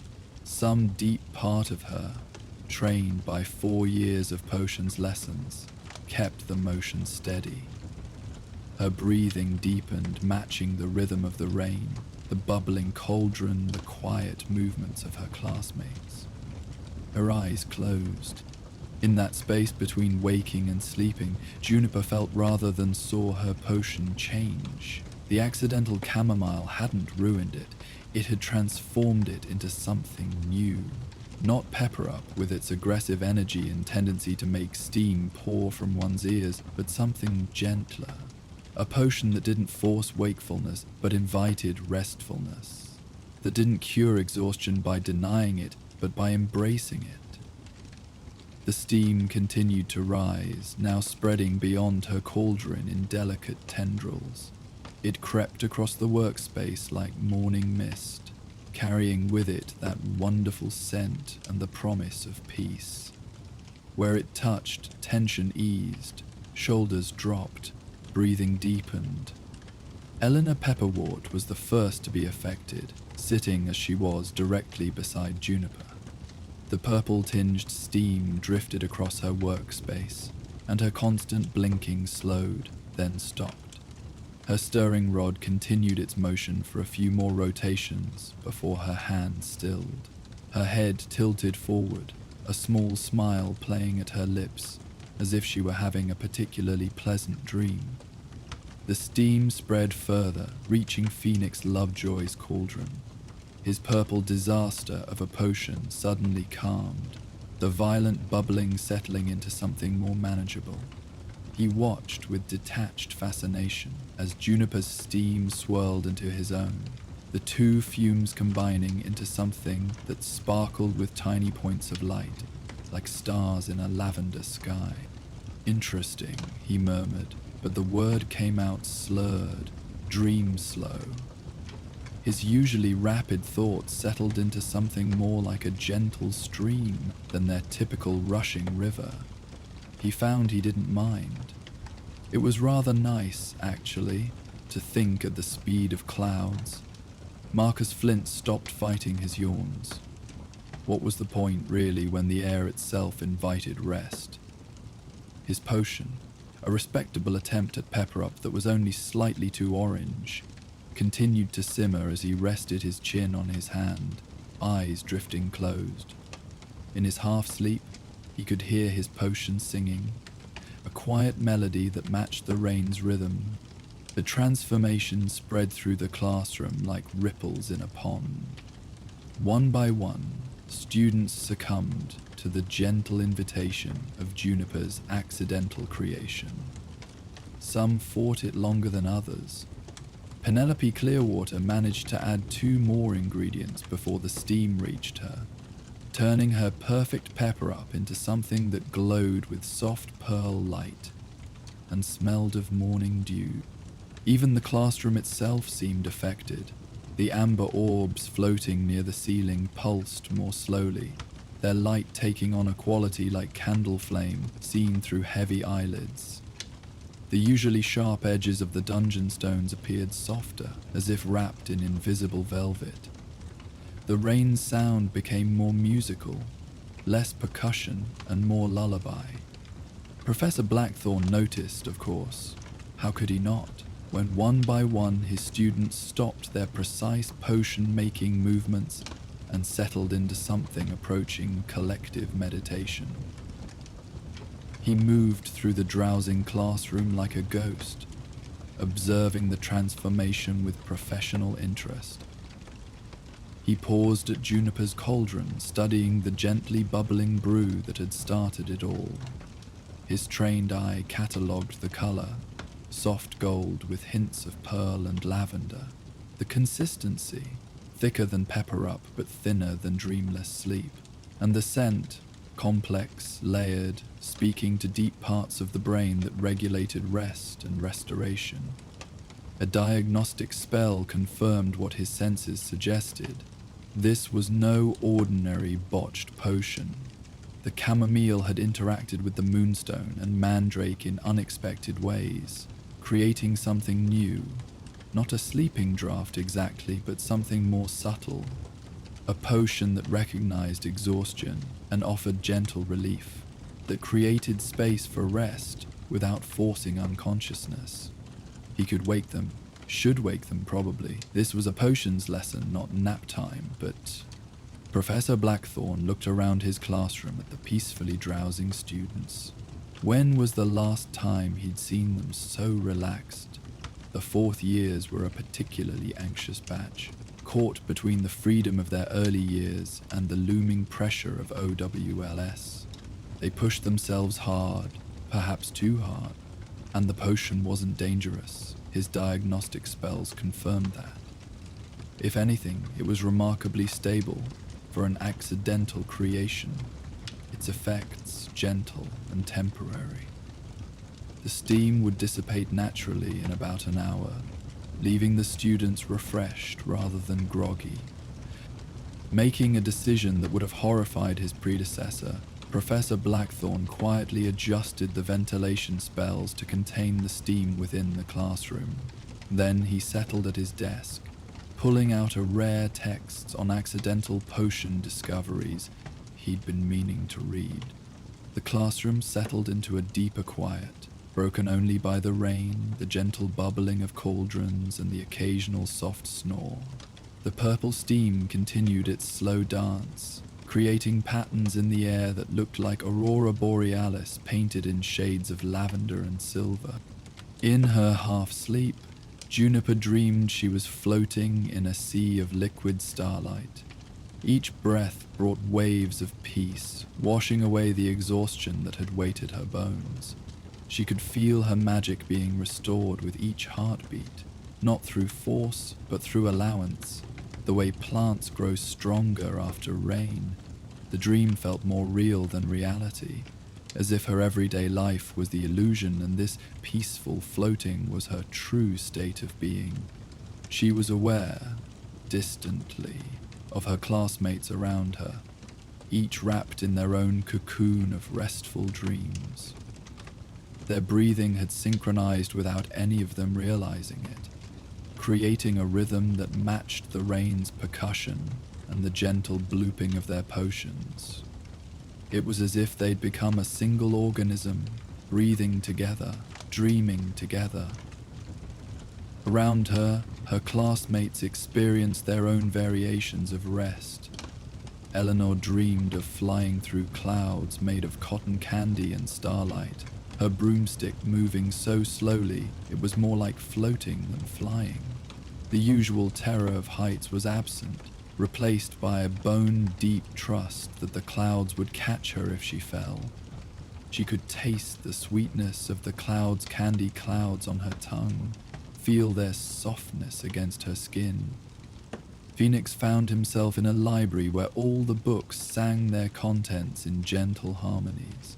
Fiction hummed lullabies, histories chanted in ancient rhythms, and spellbooks created complex fugues that somehow made their instructions clearer than any written word. He moved between the shelves like swimming through music, each tome he touched adding its voice to the choir. In this dream library, knowledge wasn't something to be wrestled from reluctant pages, but something that flowed into him like water into a waiting vessel. Marcus discovered a Quidditch pitch where the only rule was to fly as slowly and peacefully as possible, victory measured in moments of perfect balance rather than points scored. The snitch floated beside him like a golden companion, no need to chase, no competition to win. He performed lazy loops and spirals, feeling the wind as a gentle caress rather than rushing resistance. Other players drifted past in slow motion, their faces serene, and he realized this was how flying was meant to feel. Not a battle against gravity, but a dance with the air itself. Even the potions seemed affected by the atmosphere. Those that had been properly started continued their transformations, but gently, peacefully. Colors shifted through spectrum at a lazy pace. Bubbles rose and popped with musical notes. Steam formed shapes. Butterflies, flowers, spiraling galaxies, before dissolving back into mist. Professor Blackthorn found himself affected despite his intention to remain alert. The combination of rain, warmth, and that wonderful lavender chamomile scent made his eyelids heavy. His book grew heavier in his hands. Perhaps, he thought drowsily, there was wisdom in allowing what wanted to happen. Perhaps rest was its own form of magic, as powerful in its way as any potion. He set aside his book and closed his eyes, not quite sleeping, but entering that twilight state where thoughts move like fish in deep water, present but unhurried, following their own mysterious currents. Time passed differently in the sleeping classroom. Minutes or hours, it was impossible to tell. The rain continued its song, sometimes heavy, sometimes light, but always present.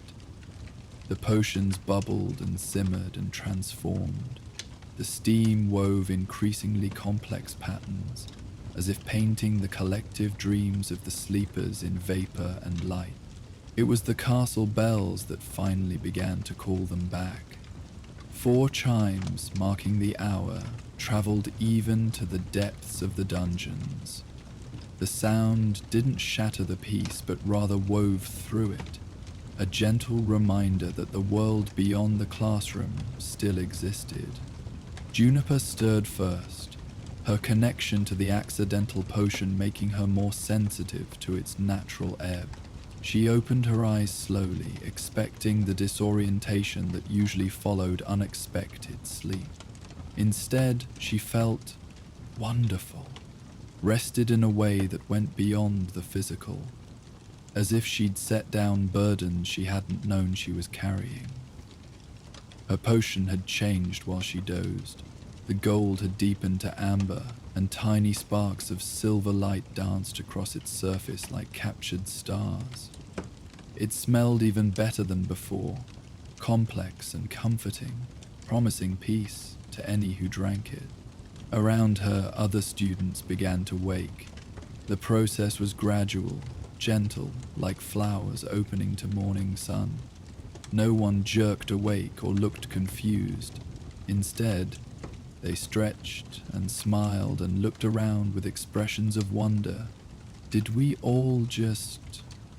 Eleanor began, then trailed off, unable to quite articulate what had happened. I think so, Phoenix replied, his voice soft with lingering peace.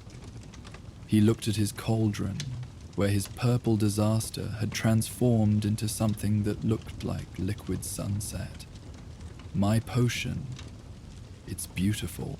They all looked at their cauldrons then, discovering that the communal rest had somehow improved their work.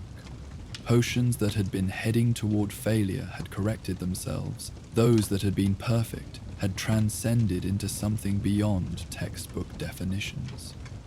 Each brew was unique, but harmonious, as if they'd unconsciously coordinated their creation.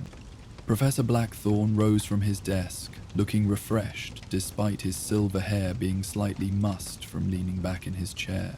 "Well," he said, and his voice carried warmth they'd never heard before, "this has been a most instructive lesson, though perhaps not in the way I planned." He moved to Juniper's cauldron, studying her accidental masterpiece with undisguised admiration. "Miss Ashfall? What you've created here, I've seen similar effects only in the most advanced calming drafts. The interaction between chamomile and the pepper-up base, mediated by your emotional state and magical intent, it's remarkable." Juniper blushed, still not entirely sure what had happened. "I didn't mean to, Professor. The chamomile just fell in, and then magic happened," he finished. "Real magic. The kind that can't be taught from textbooks or measured in precise amounts. You recognized a need, rest, restoration, peace, and your magic responded. The potion became a bridge between intention and effect." He addressed the class as a whole. "What we've experienced today is something rare. A collective magical event where one person's accidental discovery created space for everyone's benefit. In trying to fight exhaustion with Pepper Up, we discovered that sometimes the answer isn't to push harder, but to rest deeper." The students nodded, still processing the experience. Several were taking notes, trying to capture the feeling before it faded. Others simply sat in contemplative silence, savoring the lingering peace. "For homework," Professor Blackthorne continued, "I want each of you to write about what you experienced, not the technical aspects. We'll analyze those next lesson, but the feeling of it. What did rest teach you? How did surrendering to the potion's influence change your understanding of magic? It was an unusual assignment for potions, more suited to divination or perhaps philosophy of magic, but it felt right for what they'd shared." As they began to pack up, moving slowly as if reluctant to fully return to the ordinary world, Professor Blackthorne called Juniper aside. "Your potion," he said quietly. "With your permission, I'd like to study it further. What you've created, it could help so many. Students overwhelmed by exams, healers exhausted from long shifts, anyone who's forgotten how to rest properly. Would you be willing to work with me to understand and perhaps replicate it?" Juniper's eyes widened. A fourth year being invited to collaborate with a professor on original research was almost unheard of. Yes, of course, Professor. But I don't even know exactly what I did." "That's where we'll start," he assured her. "Sometimes the best discoveries come from not knowing, from being open to possibility. You were tired. You made a mistake, and instead of panicking, some part of you remained receptive to what wanted to happen. That's a rare gift."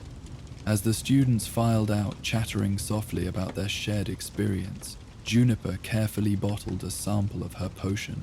The liquid gleamed in the vial, carrying within it the memory of rain and rest and accidental grace. The news of the potion's lesser nap spread through Hogwarts like ripples on water. Students who hadn't been there listened with envy to descriptions of the peaceful classroom, the dancing steam, the dreams that weren't quite dreams. Several professors requested samples of Juniper's potion for study, intrigued by its unique properties. But more than the potion itself, it was the idea that captured imaginations. The possibility that magic could recognize need and respond with gentleness. That mistakes could become discoveries. That sometimes the most powerful thing to do was nothing at all. In the weeks that followed, Professor Blackthorne noticed changes in his classroom. Students were less anxious about perfect results, more open to unexpected outcomes. They shared their mistakes as readily as their successes, understanding that both were part of the learning process.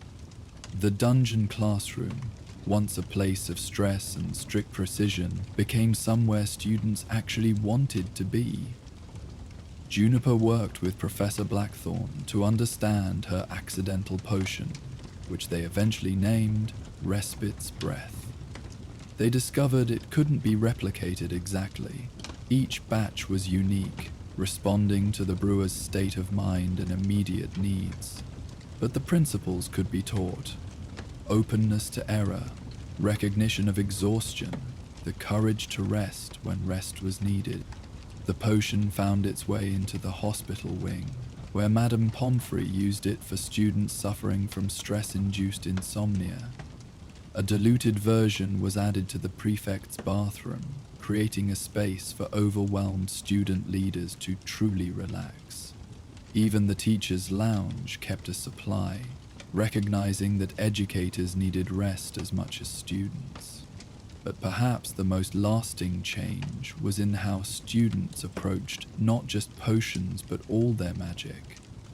The lesson of the Lavender steam, that power could be gentle, that strength could look like surrender, that the best magic sometimes happened by accident, influenced a generation of witches and wizards. Years later, when Juniper had become a renowned potioneer specializing in restorative brews, she kept a vial of that first accidental potion on her desk. The liquid had long since evaporated, but the vial still held the faintest scent of lavender and rain. Sometimes, when she was struggling with a particularly difficult brew or feeling overwhelmed by her success, she would hold the empty vial and remember. She remembered not just the afternoon of the accidental nap, but all that followed. The way her discovery had changed her relationship with failure, transforming it from something to be feared into something to be curious about.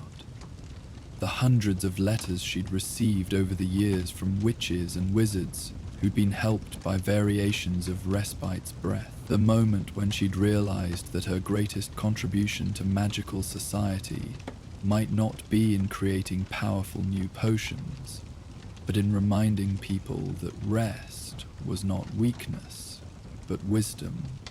Her laboratory, built in the countryside where rain was frequent and lavender grew wild, became a place of pilgrimage for exhausted magical folk.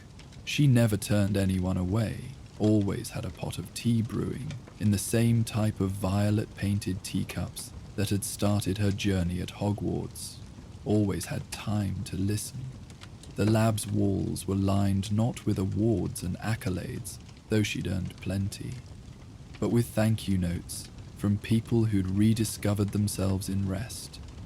Professor Blackthorn visited often, even in his retirement.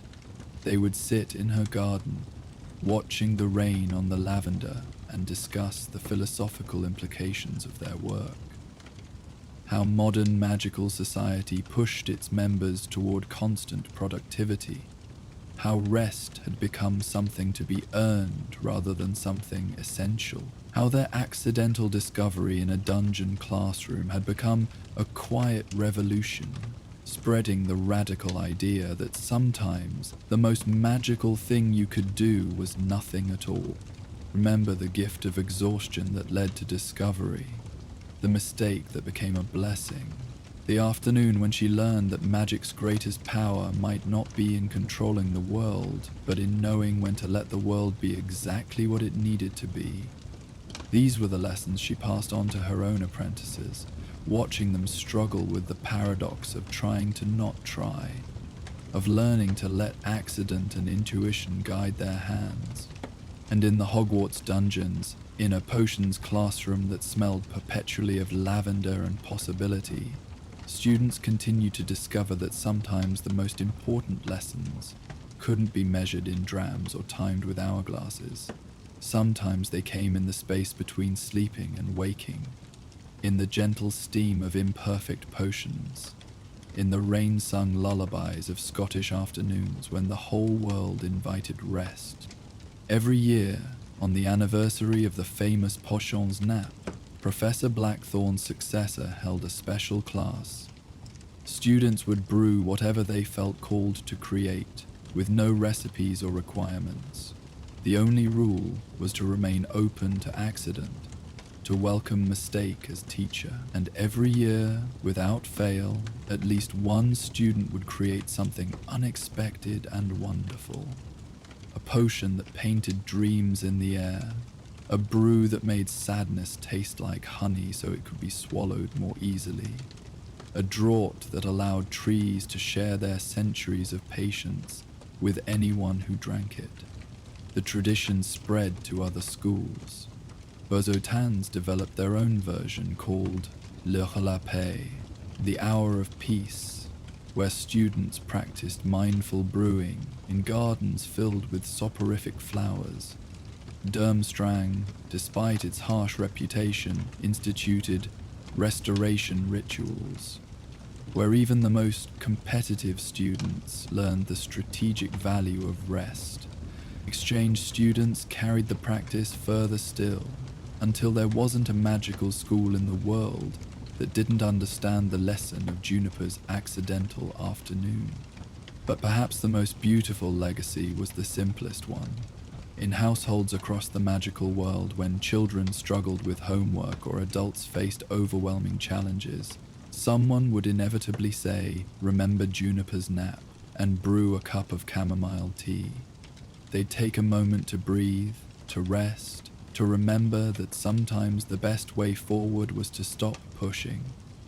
And in that pause, that gentle surrender, they'd often find exactly what they'd been seeking all along. As the last wisps of lavender steam fade into memory and the dungeon classroom returns to ordinary time, elsewhere in the castle, another unusual enchantment begins. In the sun-drenched charms classroom, a forgotten spell awakens within the pages of an old textbook, causing it to hover and follow its chosen student like a faithful pet. Join us next time for The Floating Book in Charms class. Morning sunshine poured through the tall windows of the charms classroom like liquid gold, pooling on desk surfaces and turning dust motes into tiny dancers.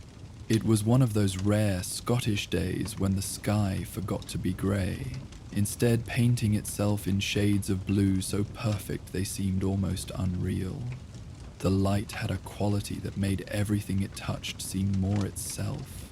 Wood appeared warmer, stone more solid, and the very air seemed to shimmer with possibility. The charms classroom occupied one of Hogwarts' most pleasant towers, with windows on 3 sides that offered views of the lake, the forbidden forest, and the distant mountains. Professor Delacour had arranged the desks in a loose circle rather than rigid rows, believing that magic flowed better when students could see each other, could share in the communal act of learning. Cushions in house colors softened the wooden chairs, and small potted plants on each windowsill hummed with various enchantments. Some grew musical flowers, others produced tiny floating lights like fireflies, and one ambitious fern had learned to applaud particularly good spell work. It was early in the term, that golden period when summer hadn't quite released its hold and autumn was still just a promise in the turning leaves. The 5th-year students filing in carried with them the relaxed energy of those who'd found their rhythm at school, but hadn't yet been crushed by OLO pressure. They chatted easily as they unpacked their bags, comparing summer adventures and admiring new wands or familiars. Among them was Iris Whitethorn, moving with the particular careful grace of someone who'd grown used to navigating the world quietly. She wasn't shy, exactly. Shyness implied a desire to be noticed that was being suppressed. Iris simply preferred the edges of things, the spaces between conversations, the moments when everyone else was looking elsewhere. She'd learned long ago that interesting things happened in the margins, in the forgotten corners where dust and magic accumulated undisturbed. She chose her usual seat near the back corner, where a shaft of sunlight created a perfect reading spot and she could observe the class without being obvious about it. Her bag was organized with methodical precision, quills sorted by function, ink bottles secured in specially sewn pockets, parchment separated by subject. But it was her textbook that she handled with particular care, lifting it from her bag with both hands and setting it gently on the desk. The standard book of spells grade 5 was thick and well worn, its purple cover faded to a gentle lavender. But this wasn't wear from careless handling. Every crease and mark spoke of frequent, loving use.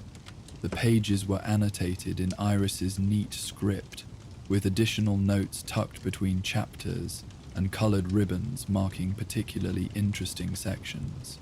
She'd had the book since the summer, unable to resist getting an early start on the year's material. Professor Delacour entered with her characteristic flutter of silk robes and musical accent.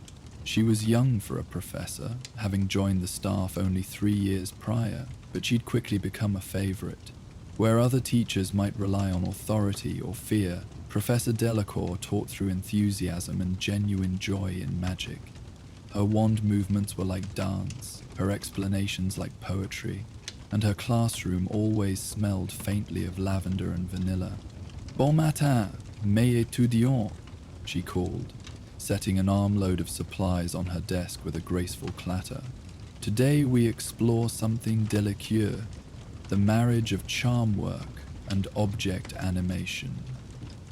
Who can tell me the difference between making something levitate and giving it the ability to levitate itself? Hands shot up around the room. Iris knew the answer. She'd read the chapter 3 times, but kept her hand down, preferring to listen to others' interpretations. She opened her textbook to the relevant section, running her finger along sentences she'd practically memorized. Marcus, Professor Delacour called on a Ravenclaw near the front. Levitation requires constant magical input from the caster, Marcus recited. Self-levitation means embedding the magic into the object itself, creating a sort of magical battery. Fresh beyond. A magical battery, yes, though I prefer to think of it as teaching the object to dream of flying. Professor Delacour's eyes sparkled with delight. Today, we learn the Levitation Perpetua charm. Very advanced, very delicate. The ministry restricts its use because, well, imagine if every object decided it wanted to float. Chaos. She demonstrated with a small cushion, her wand moving in complex patterns that seemed to leave traces of light in the air. The key is intention. You must convince the object that floating is not just possible but natural, part of its essential being. Observe. As the professor explained the technical aspects, Iris found herself only half listening. The morning sunlight streaming through the window had taken on an unusual quality, seeming almost solid where it struck her desk. The pages of her textbook glowed in the golden light, and she could swear she saw the text shimmer slightly, as if the words were trying to lift off the page. She'd noticed odd things about this particular textbook since she'd bought it. Sometimes she'd find it open to exactly the chapter she needed to study. Once, she'd discovered margin notes in handwriting that wasn't hers, offering helpful clarifications that disappeared when she tried to show them to others. And there was the way it always felt warm to the touch, like it had been sitting in sunlight, even when pulled from her dark bag. Now then, Professor Delacour continued, please partner up and select an object to practice with. Remember, start small, a quill, perhaps, or a button, nothing larger than your fist for the first attempts. The classroom erupted in movement as students paired off. Iris looked around, preparing to join whoever was left partnerless, her usual strategy, when she felt a strange tugging sensation.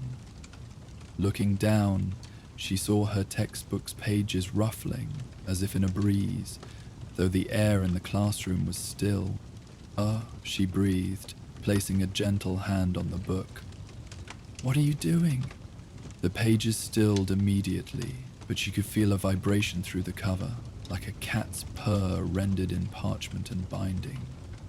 Around her, students were focused on their own work, paying no attention to the girl in the corner whose textbook seemed to be having opinions.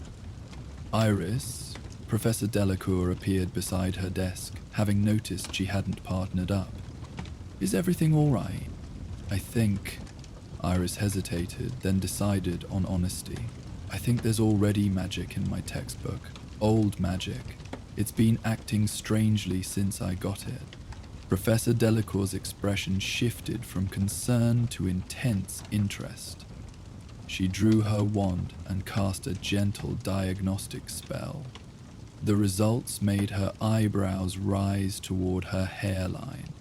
"Mon Dieu," she whispered. "This book is saturated with charm work.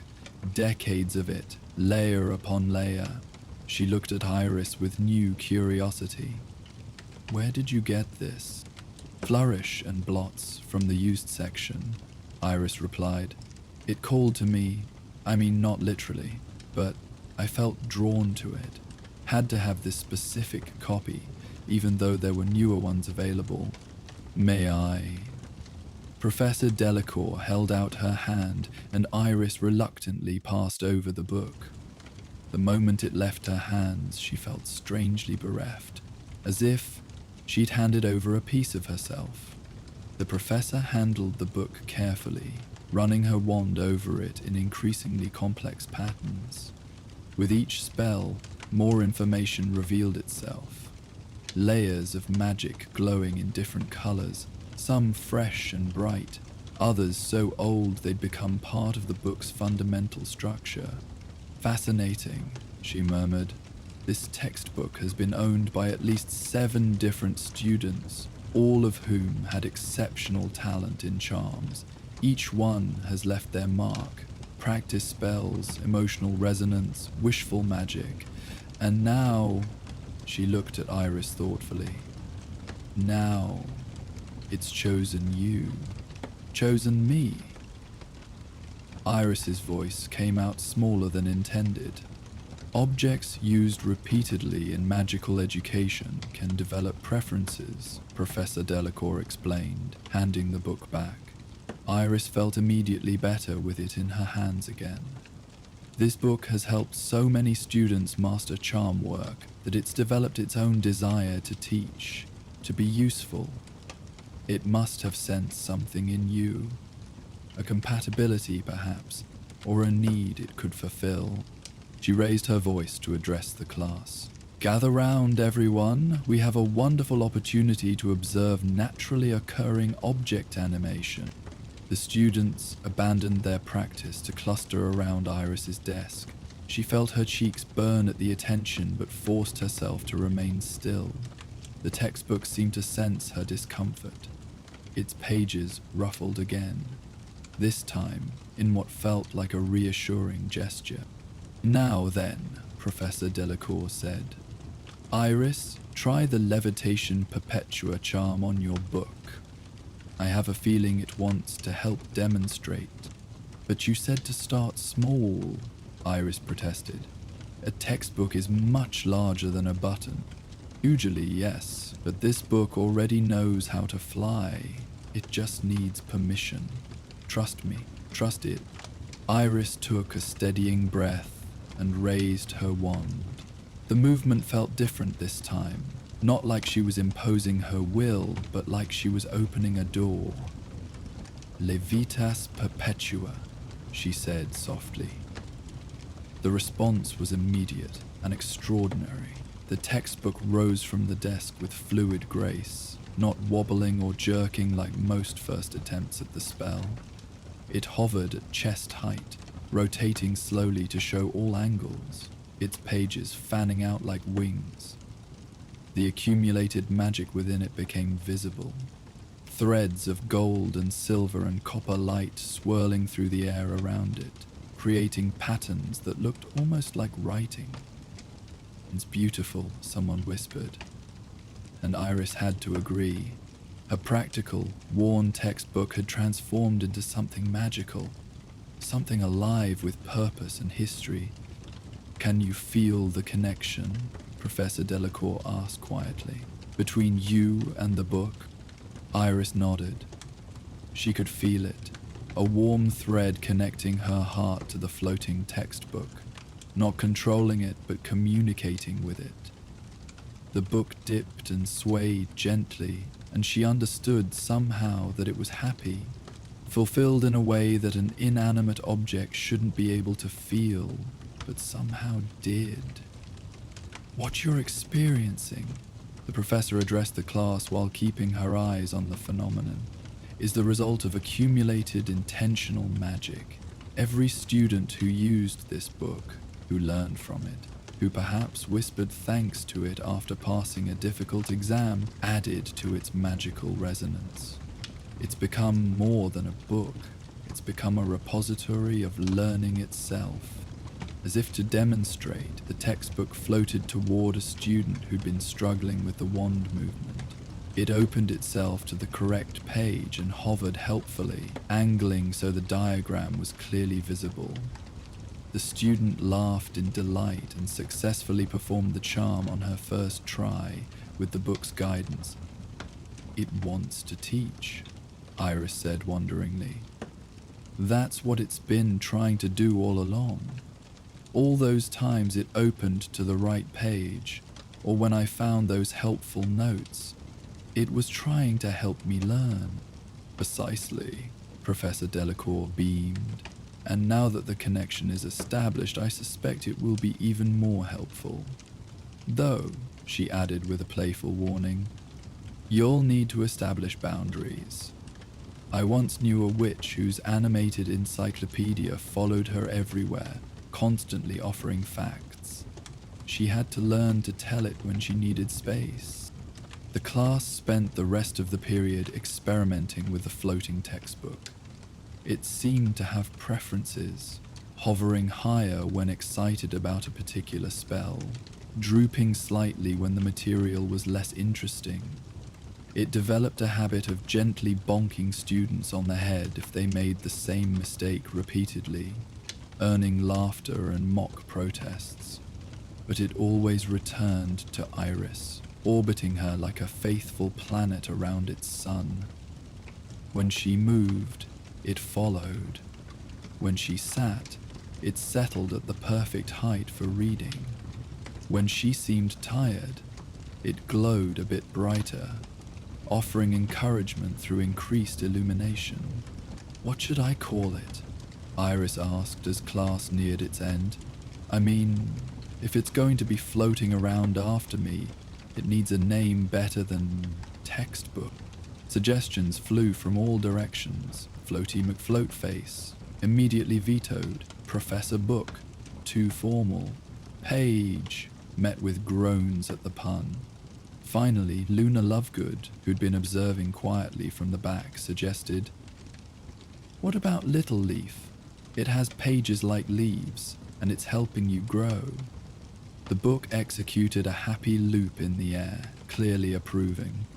Iris smiled, a real smile that transformed her usually serious face.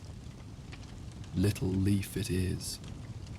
As students began packing up, Professor Delacour took Iris aside. "This is a special gift, you know. The book chose you, not just because you're talented, though you are, but because you have the right temperament. You're patient, observant, respectful of knowledge. Little Leaf sensed that." "But what do I do with it?" Iris asked, watching Little Leaf hover nearby, occasionally doing small flips as if testing its new freedom. "I can't just have a floating book following me everywhere." "Why not?" Professor Delacour's eyes twinkled. "Hogwarts has seen stranger things. As long as Little Leaf doesn't disrupt classes, and I suspect it's far too polite for that, I see no reason why it can't accompany you." Think of it as an educational familiar. Over the following weeks, Little Leaf became a fixture of Hogwarts life. At first, students stared and pointed when Iris walked through the corridors with a book floating serenely beside her. But novelty fades quickly in a castle where staircases move and portraits hold conversations, and soon Little Leaf was just another of Hogwarts' gentle oddities. The book proved invaluable in ways Iris hadn't anticipated. During study sessions in the library, it would zoom off to fetch referenced texts, somehow always finding exactly the right volume. In classes, it would offer silent assistance to struggling students, opening to helpful pages or floating closer to those who needed to see diagrams more clearly. Even professors began to appreciate its presence. McGonagall noted that transformation theory was easier to explain when the textbook could demonstrate different angles simultaneously. But it was the quiet moments Iris treasured most. Late evenings in the common room when Little Leaf would settle beside her, glowing softly so she didn't strain her eyes. Early mornings when it would float to her bedside with the exact chapter she needed to review for the day's lessons. The way it would flutter its pages in what she'd learned was laughter when she made a particularly bad joke. Little Leaf also began to reveal more of its history. Sometimes, when Iris touched its cover, she would get flashes of memory, not her own, but echoes left by previous owners. A nervous first year struggling with basic levitation, finally succeeding with the book's help. A seventh year using it to study for NES, tears of stress turning to tears of joy when the results arrived. A young woman, barely older than Iris, carefully wrapping the book to donate it back to Flourish and Blots, whispering thanks for all its help. "You've been at this for a long time, haven't you?" Iris said one evening, sitting by the common room fire with Little Leaf hovering companionably beside her, helping students, teaching, being patient with us when we don't understand. The book dipped in what she'd learned to interpret as a nod, then opened to its front page. Words appeared in elegant script, writing themselves across the aged parchment. Knowledge shared is knowledge doubled. Every student teaches the teacher in return. The words faded after a moment, but more appeared. "You are my seventh keeper. Each has given me purpose. You have given me freedom. Thank you." Iris felt tears prick her eyes. "Thank you," she whispered back, "for choosing me, for trusting me, for being patient with someone who prefers books to people sometimes." Little Leaf's pages ruffled affectionately, and new words appeared. Books are people in a way. We hold their thoughts, their dreams, their knowledge. You are never alone in a library. You are never without friends when you have books. This revelation changed how Iris saw not just Little Leaf, but all books. In the library, she began to sense the subtle personalities of different volumes, the prideful peacocking of gilt-edged tomes, the steady reliability of well-worn references, the eager helpfulness of frequently borrowed texts. Madame Pince noticed the change in her, how she handled books with even greater care, how she seemed to listen to what they needed. "You understand them," the librarian said one day, watching Iris carefully repair a torn page while Little Leaf supervised. "Most students see books as tools. You see them as companions." "Little Leaf taught me," Iris admitted. "Books give us so much. The least we can do is care for them in return." Word of Iris and Little Leaf spread beyond Hogwarts. The Department of Experimental Charms sent a researcher to study the phenomenon, but Little Leaf politely refused to perform for him, remaining stubbornly grounded until he left. A collector of magical artifacts offered Iris a substantial sum for her floating book, which she declined so vehemently that Little Leaf had to restrain itself from whacking the man with its spine. But the most significant change was in Iris herself. The girl who'd preferred margins and shadows found herself at the center of something wonderful. Students sought her out for study help, knowing Little Leaf would provide the perfect resources. Younger years looked up to her as the girl with the magical book, and she found herself protecting and guiding them the way Little Leaf had guided her. She started a study group that met in a cozy corner of the library.